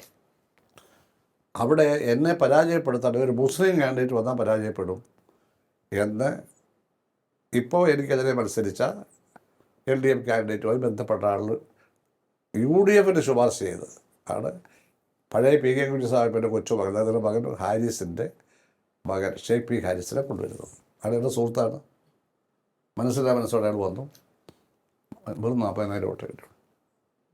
50,000 വോട്ട് ഇപ്പോൾ ലിജുവിന് കിട്ടിയവിടെ ഈ കഴിഞ്ഞ ഇലക്ഷൻ എനിക്ക് സലാം ജയിച്ചപ്പോൾ വെറും 40,000. അപ്പോൾ എനിക്ക് 63 കിട്ടിയപ്പോൾ 23,000 വോട്ടിന് ഭൂരിപക്ഷം. CPM എന്നോട് മാക്സിമം വന്നാൽ 45-നും 50-നും ഇടയ്ക്കേ ഉള്ളൂ. കോൺഗ്രസ്സിനൊരു 35,000, 40,000 ഇടയ്ക്കാണ് വോട്ട്. അപ്പോൾ എനിക്ക് ബാക്കിയെല്ലാം കിട്ടിയ നിഷ്പക്ഷമതികളുടെ വോട്ടാണ്. അപ്പോൾ അത് ഞാൻ പറഞ്ഞു, എനിക്ക് കോൺഗ്രസ് 10,000-ഓളം വോട്ട് വന്നു. അതുപോലെ തന്നെ എനിക്ക് BJP 2,000 വോട്ട് വന്നു. എല്ലാ പാർട്ടികളുടെയും വോട്ട് വന്നു എന്ന് പറഞ്ഞു. കഴിഞ്ഞ ഇലക്ഷൻ്റെ കാര്യമാണ്. ഉടനെ ചില മാധ്യമങ്ങളെ കൊണ്ട് BJPയുടെ വോട്ട് അദ്ദേഹത്തിന് കിട്ടും എന്ന് അദ്ദേഹം പറഞ്ഞു. ഞാൻ അങ്ങനല്ല പറഞ്ഞത്. എല്ലാ പാർട്ടിയിലും എനിക്ക് വോട്ട് കിട്ടും. ഞാനിപ്പോൾ സ്വതന്ത്രനാണ്. ഞാൻ CPM സ്ഥാനാർത്ഥിയായി ഇതുപോലെ പോലും BJP പറഞ്ഞിട്ടല്ലല്ലോ. സാധാരണക്കാരായ BJP വോട്ടർമാർക്ക് RSSനെ പറ്റി വല്ലതും അറിയാമോ? അവർ സാധാരണ മാർക്സിസ്റ്റ് വോട്ടറെ പോലുള്ള സാധാരണക്കാരാണ്. ഇപ്പം എൻ്റെ വീടിൻ്റെ ഒരു 7 BJP ഫാമിലിയുണ്ട്. അവരെല്ലാം എനിക്കാണ് വോട്ട് ചെയ്തത്. അവർ പാവമാണ്. അവിടെ RSSും ഇല്ല, ഒരാളുമില്ല. അവരോട് ഡ്രില്ലും പോകാറുണ്ട്. അവർ ചെയ്തു. അത് സ്വാഭാവികമാണ്. അതേസമയം BJP എനിക്കെതിരായിരുന്നു ഈ ഇലക്ഷനിൽ. 2 BJP പ്രവർത്തകർ എനിക്ക് വേണ്ടി പുന്നപ്ര വടക്ക് വലിയ പ്രവർത്തകർ 2 പേരെ പുറത്താക്കി പോസ്റ്റ് വെച്ചു. മനസ്സിലായോ? അത് മാധ്യമങ്ങൾ പൂഴ്ത്തി വെച്ചു. BJP എനിക്കെതിരായിരുന്നു. എനിക്ക് ധീവരം വോട്ട് കിട്ടാതിരിക്കാൻ BJP സ്ഥാനത്ത് ഞാൻ ധീവനാണെന്ന് പറഞ്ഞ് കടപ്പുറത്തെല്ലാം ഇറങ്ങി ജാതി പറഞ്ഞ് വോട്ട് പിടിക്കാൻ ശ്രമിച്ചു. കിട്ടിയോ ഇല്ലോ എന്ന് എനിക്കറിയില്ല. പെട്ടുപോയി. ഏതായാലും ഇവിടെ നമ്മൾ ജയിക്കുന്ന സ്ഥിതിയാണ് വന്നിരിക്കുന്നത്. അപ്പോൾ ഇതെല്ലാം ചെയ്ത അനുഭവങ്ങളാണ്. കമ്മ്യൂണിസത്തിൻ്റെ ഒരു മേമ്പൊടി പോലും ഒന്നുമില്ല. ആലപ്പുഴയിൽ സംഭവിച്ചെങ്കിൽ കേരളത്തിലെ സ്ഥിതി എന്ത്? ആലപ്പുഴയല്ലേ രക്തം കൊണ്ട് ചരിത്രം എഴുതിയത്. 100,000 ആളുകളല്ലേ. രക്തസാക്ഷികളെ പറ്റിയൊക്കെ പറയുകയാണ്. ഇവരുടെ ആരുടെ വീട്ടിലാണ് രക്തസാക്ഷിയുള്ളത്? ഈ സ്റ്റേറ്റ് സെക്രട്ടേറിയറ്റ് മെമ്പർമാരുടെയും PB മെമ്പർമാരുടെയും CC മെമ്പർ ഇവിടെ ആരുടെ വീട്ടിലാണ് രക്തസാക്ഷിയുള്ളത്? എൻ്റെ വീട്ടിൽ രക്തസാക്ഷിയുണ്ട്. എൻ്റെ ഇളയരിയൻ SFIയുടെ 12 യൂണിറ്റ് സെക്രട്ടറി ആയിട്ട് പാർട്ടി മെമ്പറായിരുന്നു. അവനെ KSUക്കാരാണ് തല്ലിക്കൊല്ലുന്നത്. KSUക്കാരെ അവിടെയൊക്കെ നയിച്ചത് SFIക്കാരാണ്. അറിയിക്കണം. അവൻ ചങ്ങലൊക്കെ അടിയേറ്റ് ക്ലാസ് മുറിയിൽ രാവിലെ ഇക്കണോമിക്സ് BA ആണ്. 18 വയസ്സായിട്ടുള്ള സെക്കൻഡ് ഇയറാണ്. അവൻ ഗ്രൗണ്ട് ഫ്ലോറിലെ ക്ലാസ് മുറിയിൽ ഇരുത്തിയ ക്ലാസ് നടക്കുകയാണ് രാവിലെ 10 മണിക്ക് ശേഷം 10:30. അപ്പോൾ SFI പ്രവർത്തകർ വന്ന് ഭുവനേശ്വര നമ്മുടെ കുട്ടികളെ തല്ലുന്നു എന്ന് പറഞ്ഞു. അവൻ എഴുന്നേറ്റ്. അപ്പോൾ അധ്യാപകൻ ഭുവനേശ്വരനെ അവിടെ ഇരിക്കും പോണ്ട, SFI യൂണിറ്റ് സെക്രട്ടറി അല്ലേ. അവൻ ഇറങ്ങി പോയി നേരെ പടി കയറി പ്രിൻസിപ്പലിൻ്റെ മുന്നോട്ട് പോകുമ്പോൾ അവർ 19 പേര് നിൽക്കുക. സൈക്കിൾ ചെയർ കൊണ്ട് അടിച്ചോ കണ്ണുപൊട്ടി. അപ്പോൾ കണ്ണ് തപ്പി പിടിച്ചുകൊണ്ട് അവൻ ഇങ്ങനെ വന്ന് അങ്ങോട്ട് കെട്ടിട മുകളിൽ 2ാമത്തെ നില. അങ്ങ് പോയി അവിടുന്ന് അങ്ങോട്ട് തിരിഞ്ഞ് മാത്തമാനസ് അധ്യാപകരുടെ മുറിയാണ്. അവിടെ ഇങ്ങനെ കല കുഴിച്ചിരുന്ന് കണ്ണു തപ്പി കരയുകയാണ്. അപ്പോൾ SFIയും KSUവും തമ്മിൽ സംഘടന ഉണ്ടായി. KSUക്കാരുടെ പിടികൊടുക്കാതെ SFIക്കാർ ഓടി ഈ മുറി വന്ന് കയറി. എന്നിട്ട് അവരെന്താ ചെയ്തത്? അവനെ മൈൻഡ് ചെയ്തില്ല. അവർ ജനൽ തുറന്ന പൈപ്പ് വഴി ഇറങ്ങി അവർ രക്ഷപ്പെട്ടു. മറ്റവർ വരികയാണ്. പൂർണ്ണേശ്വരനെ കണ്ടു. അവർ കാലെ പിടിക്കുന്ന തലതാരിച്ചടിച്ച് കൊന്നു. ഇതാണ് സംഭവം. അവർ രജിസ്റ്റർ കേസ് ഒന്നും പറഞ്ഞില്ല. ഉണ്മകളെന്നാണ് പറഞ്ഞത്. അവർ പറയുകയാണ്. ഏത് അതിൻ്റെ വിഷമം ഞങ്ങൾക്കറിയാം. ആ കൊലക്കേസ് നടത്താൻ 10 പൈസ ആലപ്പുഴ പാർട്ടി ജില്ലാ കമ്മിറ്റി തന്നില്ല. അവസാനം VS അച്യുതാനന്ദൻ ഇടപെട്ടു. അദ്ദേഹം ഹൈക്കോടതിയിൽ എന്നെ കൊണ്ട് സ്യൂട്ട് കൊടുപ്പിച്ചിട്ട് ഭുവനേശ്വറിന് വേണ്ടി വാദിക്കുന്ന ഗവൺമെൻറ് വക്കീൽ അവനെ കൊന്ന ഒരാളിൻ്റെ അച്ഛന് പബ്ലിക് ശങ്കരൻ നായർ മരിച്ചുപോയി. RSP അവിടെ മകനാണ് KSUവിൻ്റെ യൂണിറ്റ് പ്രസിഡന്റ്. അവന്മാരെല്ലാം കൂടിയാണ് വന്നത്. അവിടെ മാറ്റണമെന്ന് പറഞ്ഞ് ഹൈക്കോടതി മാറ്റി കൃഷ്ണൻ സാർ എന്ന് പറയുന്ന മാവേലിക്കര താലൂക്ക് SNDP യൂണിയൻ്റെ പ്രസിഡന്റിനെ വെച്ചു. അദ്ദേഹം നന്നായി വാദിച്ചു. 33 സാക്ഷികളുണ്ട്. 33 സാക്ഷികൾ 2 മാസക്കാലം ഏതാണ്ട് 1 ലക്ഷത്തോളം രൂപ ഞങ്ങളുടെ കുടുംബത്തിൽ നിന്ന് ചെലവഴിച്ചു. അതിനുവേണ്ടി ഏതാണ്ട് 40,000 രൂപ വില വരുന്ന വലിയൊരു ആഞ്ഞിലി മരം ഞങ്ങൾ വെട്ടിവിറ്റു. ബാക്കി പലതരത്തിലുണ്ടാകും. 1 പൈസ പോലും ആയിരുന്നു തന്നില്ല. അന്വേഷിക്കാനുള്ള നേതാവ് വന്നില്ല. ആ പ്രദേശത്തുള്ള LC കമ്മിറ്റി ചേരുമ്പോൾ വന്നു. അതിന് വന്നില്ല. ഞങ്ങളെ കേസ് നടത്തി, നന്നായിട്ട് നടത്തി. പക്ഷേ മജിസ്ട്രേറ്റ് പറഞ്ഞു, തലശ്ശേരിക്കാരനാണ് അദ്ദേഹം, മജിസ്ട്രേറ്റ് പറഞ്ഞു ഈ കേസിലെ 1ാം പ്രതി എന്ന് വന്ന പോലീസാണ്. കൊലയാളികളെക്കാൾ ശിക്ഷിക്കപ്പെട്ട പോലീസ് ഈ കേസ് നശിപ്പിച്ചു കളഞ്ഞു. ഇവരെ ഒന്നും വാൺ ചെയ്യാൻ പോലും ഈ FIRലൊന്നുമില്ല. അതുകൊണ്ട് വരെ ഞാൻ വെറുതെ വിടുന്നു. അപ്പീൽ കൊടുക്കാൻ ഇടതുപക്ഷ ഗവൺമെൻറ് വരിക. അപ്പീൽ കൊടുക്കാനൊന്നും സഹായിച്ചില്ല. പൈസ വിടുന്നു. അപ്പീൽ പോയില്ല. ഇതൊക്കെ എൻ്റെ അനുഭവം. മരിക്കുന്നപ്പോഴും ഞാൻ അവൻ്റെ അടുത്തുണ്ട്. ഇവരാരുമില്ല. ഈ പറയുന്ന ഒരാളുമില്ല. ജനിച്ചിട്ട് പോലുമില്ല പലരും. പോലല്ല ഭുവനേശ്വരൻ ഇവിടെ വീട് രക്തസാക്ഷി. അവിടെ വീടൊക്കെ മണിമന്ദിരങ്ങൾ ഉയർന്നു കാണും. അവിടെ ഒരു അവകാശമില്ല ഇതേപ്പറ്റി പറയാൻ. യാതൊരു അവകാശവും. രക്തസാക്ഷി കുടുംബമാണ് ഞങ്ങൾക്ക് അഭിമാനമുണ്ട് കാര്യത്തിൽ. ഞങ്ങളുടെ ബന്ധുക്കളെല്ലാം കമ്മ്യൂണിസ്റ്റ് പാർട്ടി ചേർന്നതിന് ശേഷം ആരും പാർട്ടി വിട്ട് ഇതുവരെ പോയിട്ടില്ല. ഒരാൾ പോലും പാർട്ടി വിട്ട് പോകാൻ ഞാൻ പറഞ്ഞിട്ടില്ല. എൻ്റെ കൂടെ വരണമെന്ന് ഞാൻ ആരോടും പറഞ്ഞില്ല. സാധാരണ വരുമ്പം കുറേ പേരില്ല, ആരും വരണം, അവിടെ തന്നെ നിന്നോ. ഒരാളെ ഞാൻ ക്ഷണിച്ചിട്ടില്ല. ഞാൻ പാർട്ടി ഉണ്ടാക്കുന്നതന്നെ വേറൊരു പാർട്ടി പോകുന്നില്ല.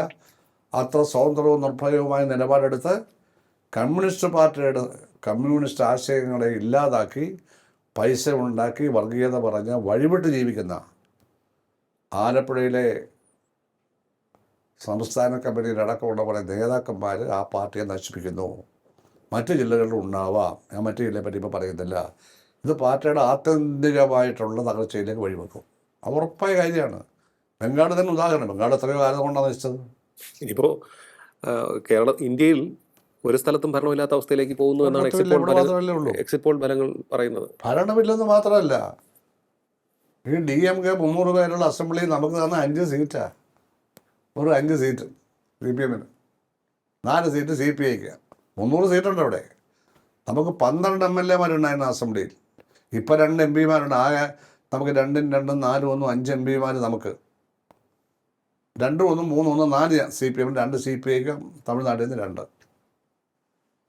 6 പേരാണ് 2 പാർട്ടിക്കും കൂടെ ഉള്ളത്. അതിൽ ഒരെണ്ണം ഇവിടെ കേരളത്തിൽ നിന്ന്. MLAമാരൊന്നും ഇല്ല. രാജ്യത്തെ സ്ഥിതി മോശമാണ്. ബേബി വലിയൊരു ക്രൈസിസല്ല. എങ്ങനെ അദ്ദേഹം ഇത് പിടിച്ചു മുന്നോട്ട്? ആരുണ്ട് കൂടെ നിൽക്കാൻ? അദ്ദേഹം ഇപ്പോൾ വളരെ സൈലൻ്റ് ആയിട്ടാണ്. അവിടെ സൈലൻ്റ് ആവുന്ന ആവശ്യമില്ലാത്തൊന്നും പറയുന്നില്ല അദ്ദേഹം. ഇപ്പോൾ ഗോവിന്ദൻ മാഷോ അല്ലെങ്കിൽ പിണറായി വിജയനോ പറയുന്ന പോലെ ചെളി വീണമെന്നൊന്നും അദ്ദേഹം പറയുന്നില്ല. അദ്ദേഹം വാക്കുകൾ സൂക്ഷിച്ചു. കാരണം ഇങ്ങനെയൊക്കെ പറയാമോ? മുഖ്യമന്ത്രിക്ക് എന്തും പറയാം. ആരെ അത് ആ വാക്ക് അങ്ങേ വളരെയേറെ വേദനിപ്പിച്ചോ? എനിക്ക് വേദനയിലുണ്ടായി. അദ്ദേഹത്തിന് പ്രത്യയശാസ്ത്രപരമായ അറിവ് കുറവാണത്. TVയിൽ ഇതെന്നപ്പോഴും ചെറ്റയുടെ അർത്ഥം അറിയില്ല. ചെറ്റപ്പുരയിൽ ജനിച്ചവരുടെ പാർട്ടിയാണ് CPIM. അറിയാവോ? ചെറ്റപ്പുരയിൽ ജനിച്ചവരുടെ പാർട്ടിയാണ് CPIM. എൻ്റെ ഭാഗത്ത് അദ്ദേഹത്തിന് അറിയില്ല ചെറ്റ എന്നുള്ളതിൻ്റെ. ആ പാവപ്പെട്ടവരെ പണ്ട് ജന്മിമാരെ വിളിച്ചതാണ് പോടാ ചെറ്റേ. അവിടെ ചെളിയിൽ വീണു. കോൺഗ്രസിനോട് പോയുണ്ട്. അതെ, കുട്ടനാട്ടിലെ ചെളിയിൽ എൻ്റെ കാര്യം വീണിട്ടുണ്ട്. ഞാനവിടെ പ്രവർത്തിച്ച താലൂക്ക് സെക്രട്ടറിയായി. പിണറായി ആ വരമ്പ് കണ്ടിട്ടുണ്ടോ? കുട്ടനാടൻ പാടശേഖരങ്ങളിൽ ഒരു നിമിഷം നടന്നിട്ടുണ്ടോ? ഇല്ലല്ലോ. കേരളത്തിൽ അദ്ദേഹം ഏറ്റവും വലിയ പ്രധാനപ്പെട്ട കാർഷിക മേഖലയെ കാലുകുത്തിയിട്ടേലല്ല പൊതുയോഗത്തിന് മൈതാനത്ത് പ്രസംഗിച്ചാലേ തൻ്റെ പോരായ്മകളും കുറവുകളും മനസ്സിലാക്കിക്കൊള്ളണം. ഞാനടക്കമുള്ളവർ താങ്കൾക്ക് വേണ്ടി പോരാടിയതിൻ്റെ ഫലമായി താങ്കൾ ഓവർ ഉത്തേജിതനാവരുത്. താങ്കൾ ജീവിതാനുഭവങ്ങൾ വളരെ കുറവാണ്. താങ്കൾ പ്രത്യേക രംഗങ്ങളിലേ പ്രവർത്തിച്ചിട്ടുള്ളൂ. ഞങ്ങളെല്ലാ രംഗത്തും പ്രവർത്തിച്ചു. SFI പ്രവർത്തിച്ചു, DYFI പ്രവർത്തിച്ചു, പാർട്ടി പ്രവർത്തിച്ചു, CITയുടെ പ്രസിഡന്റായി പ്രവർത്തിച്ചു, കർഷകരുടെ ജില്ലാ സെക്രട്ടറി പ്രവർത്തിച്ചു, കുട്ടനാട്ടിൽ പ്രവർത്തിച്ചു. ഞാൻ പോൾ ബ്യൂറോയിൽ എന്താ എത്തിയാലും ഞാൻ വിചാരിച്ചത് ഞാൻ വേണ്ടെന്ന് വെച്ചോണ്ടല്ലേ. സെക്രട്ടറിയേറ്റ് പോയാൽ കേന്ദ്ര കമ്മിറ്റി വരുമെന്ന് ഉറപ്പല്ലേ.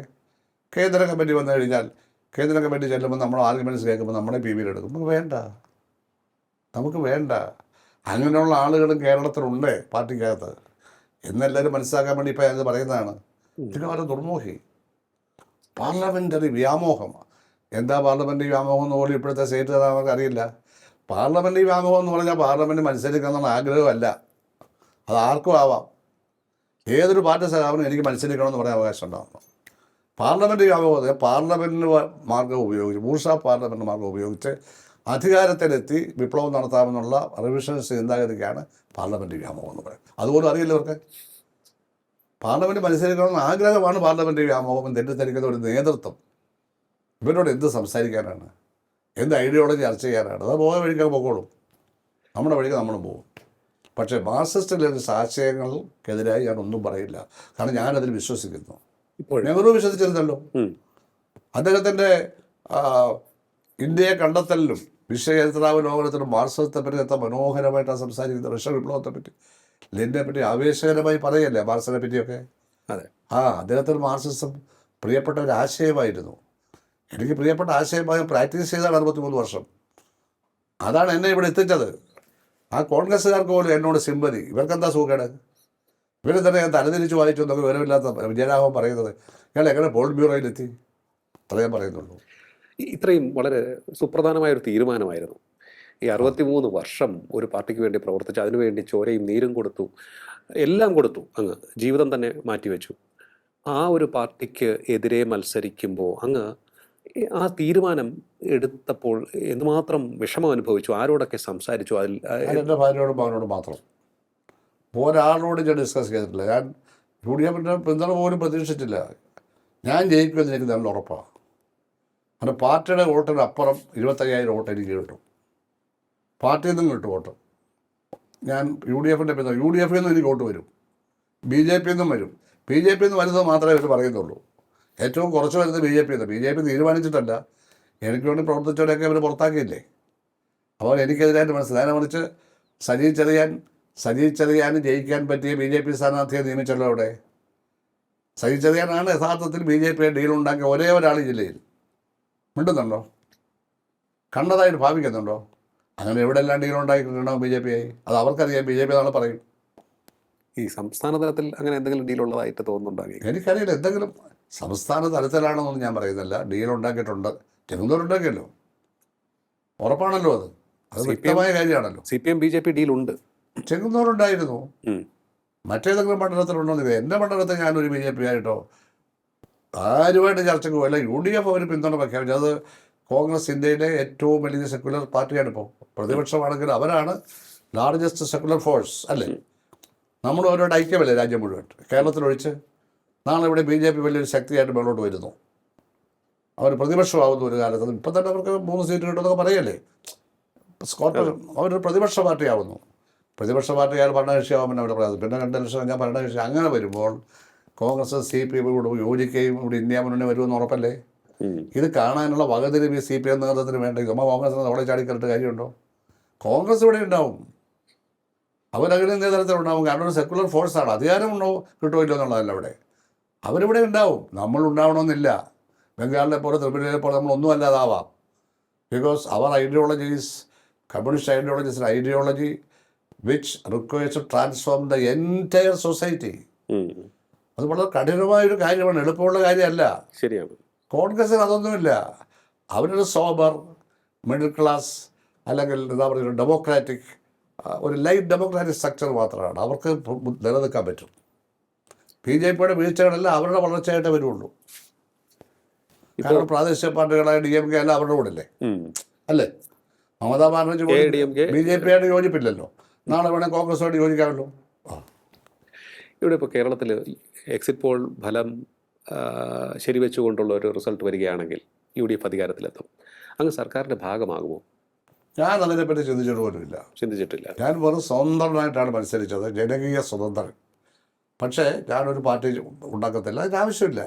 ഒരു പാർട്ടിയിലും ചേരാൻ പോകുന്നില്ല. ഞാനൊരു സ്വതന്ത്ര ജനാധിപത്യ പ്രസ്ഥാനം, ഒരു എന്താ പറയുന്നത്, ഫ്രീ ഇൻഡിപെൻഡൻറ്റ് മൂവ്മെൻറ്റ്, അല്ലെങ്കിൽ ഒരു ഡെമോക്രാറ്റിക് ഇൻഡിപെൻഡൻറ്റ് മൂവ്മെൻറ്റ് ഇവിടെ വളർന്നു വരണം. രാഷ്ട്രീയ കക്ഷികളുടെ വാലാകാൻ മാത്രമല്ല, കാരണം പെർഫെക്റ്റായ ഒരു രാഷ്ട്രീയ പാർട്ടിയില്ല. ഇൻ്റലക്ച്വൽസിന് പ്രാധാന്യം കൊടുക്കുന്ന രാഷ്ട്രീയ പാർട്ടിയില്ല. അഴിമതിയില്ലാത്തവരെ പ്രത്യേകം ഉയർത്തുന്ന ഒരു രാഷ്ട്രീയ പാർട്ടി ഇവിടെ ഇല്ല.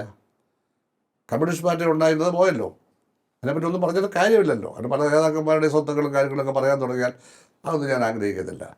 അപ്പോൾ നമ്മുടെ ജനകീയ സ്വാതന്ത്ര്യ പ്രസ്ഥാനം, ജനകീയ സ്വാതന്ത്ര്യമല്ല, ജനകീയ സ്വതന്ത്ര പ്രസ്ഥാനം, ജനകീയ സ്വതന്ത്ര പ്രസ്ഥാനമായിട്ട് എ പീപ്പിൾസ് ഇൻഡിപെൻഡൻറ്റ് മൂവ്മെൻറ്റ് ഇവിടെ വരണം.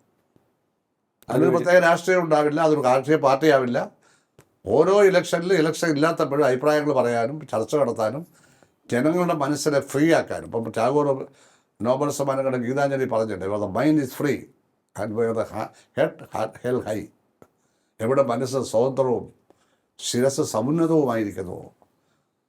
എൻ്റെ പിതാവെ ആ സ്വകരാജ്യത്തിലേക്ക് എൻ്റെ രാജ്യത്തെ നയിക്കണമെന്നാണ് പറഞ്ഞത്. നോബൽ സമ്മാനം കിട്ടിയ ഗീതാഞ്ജലിയുടെ സ്റ്റാൻസിയാണത്. അതാണ് ഞാൻ കോട്ട് ചെയ്തത്. നമ്മുടെ ശിരസ് സമുന്നതമായിരിക്കണം, നമ്മുടെ മനസ്സ് എല്ലാ ഐഡിയോളജിയും നമ്മൾ മനസ്സിലാക്കണം. പക്ഷെ അതിൽ ഏറ്റവും മനോഹരമായ ഐഡിയോളജിയാണ് മാർക്സിയം ലെനിനിസം.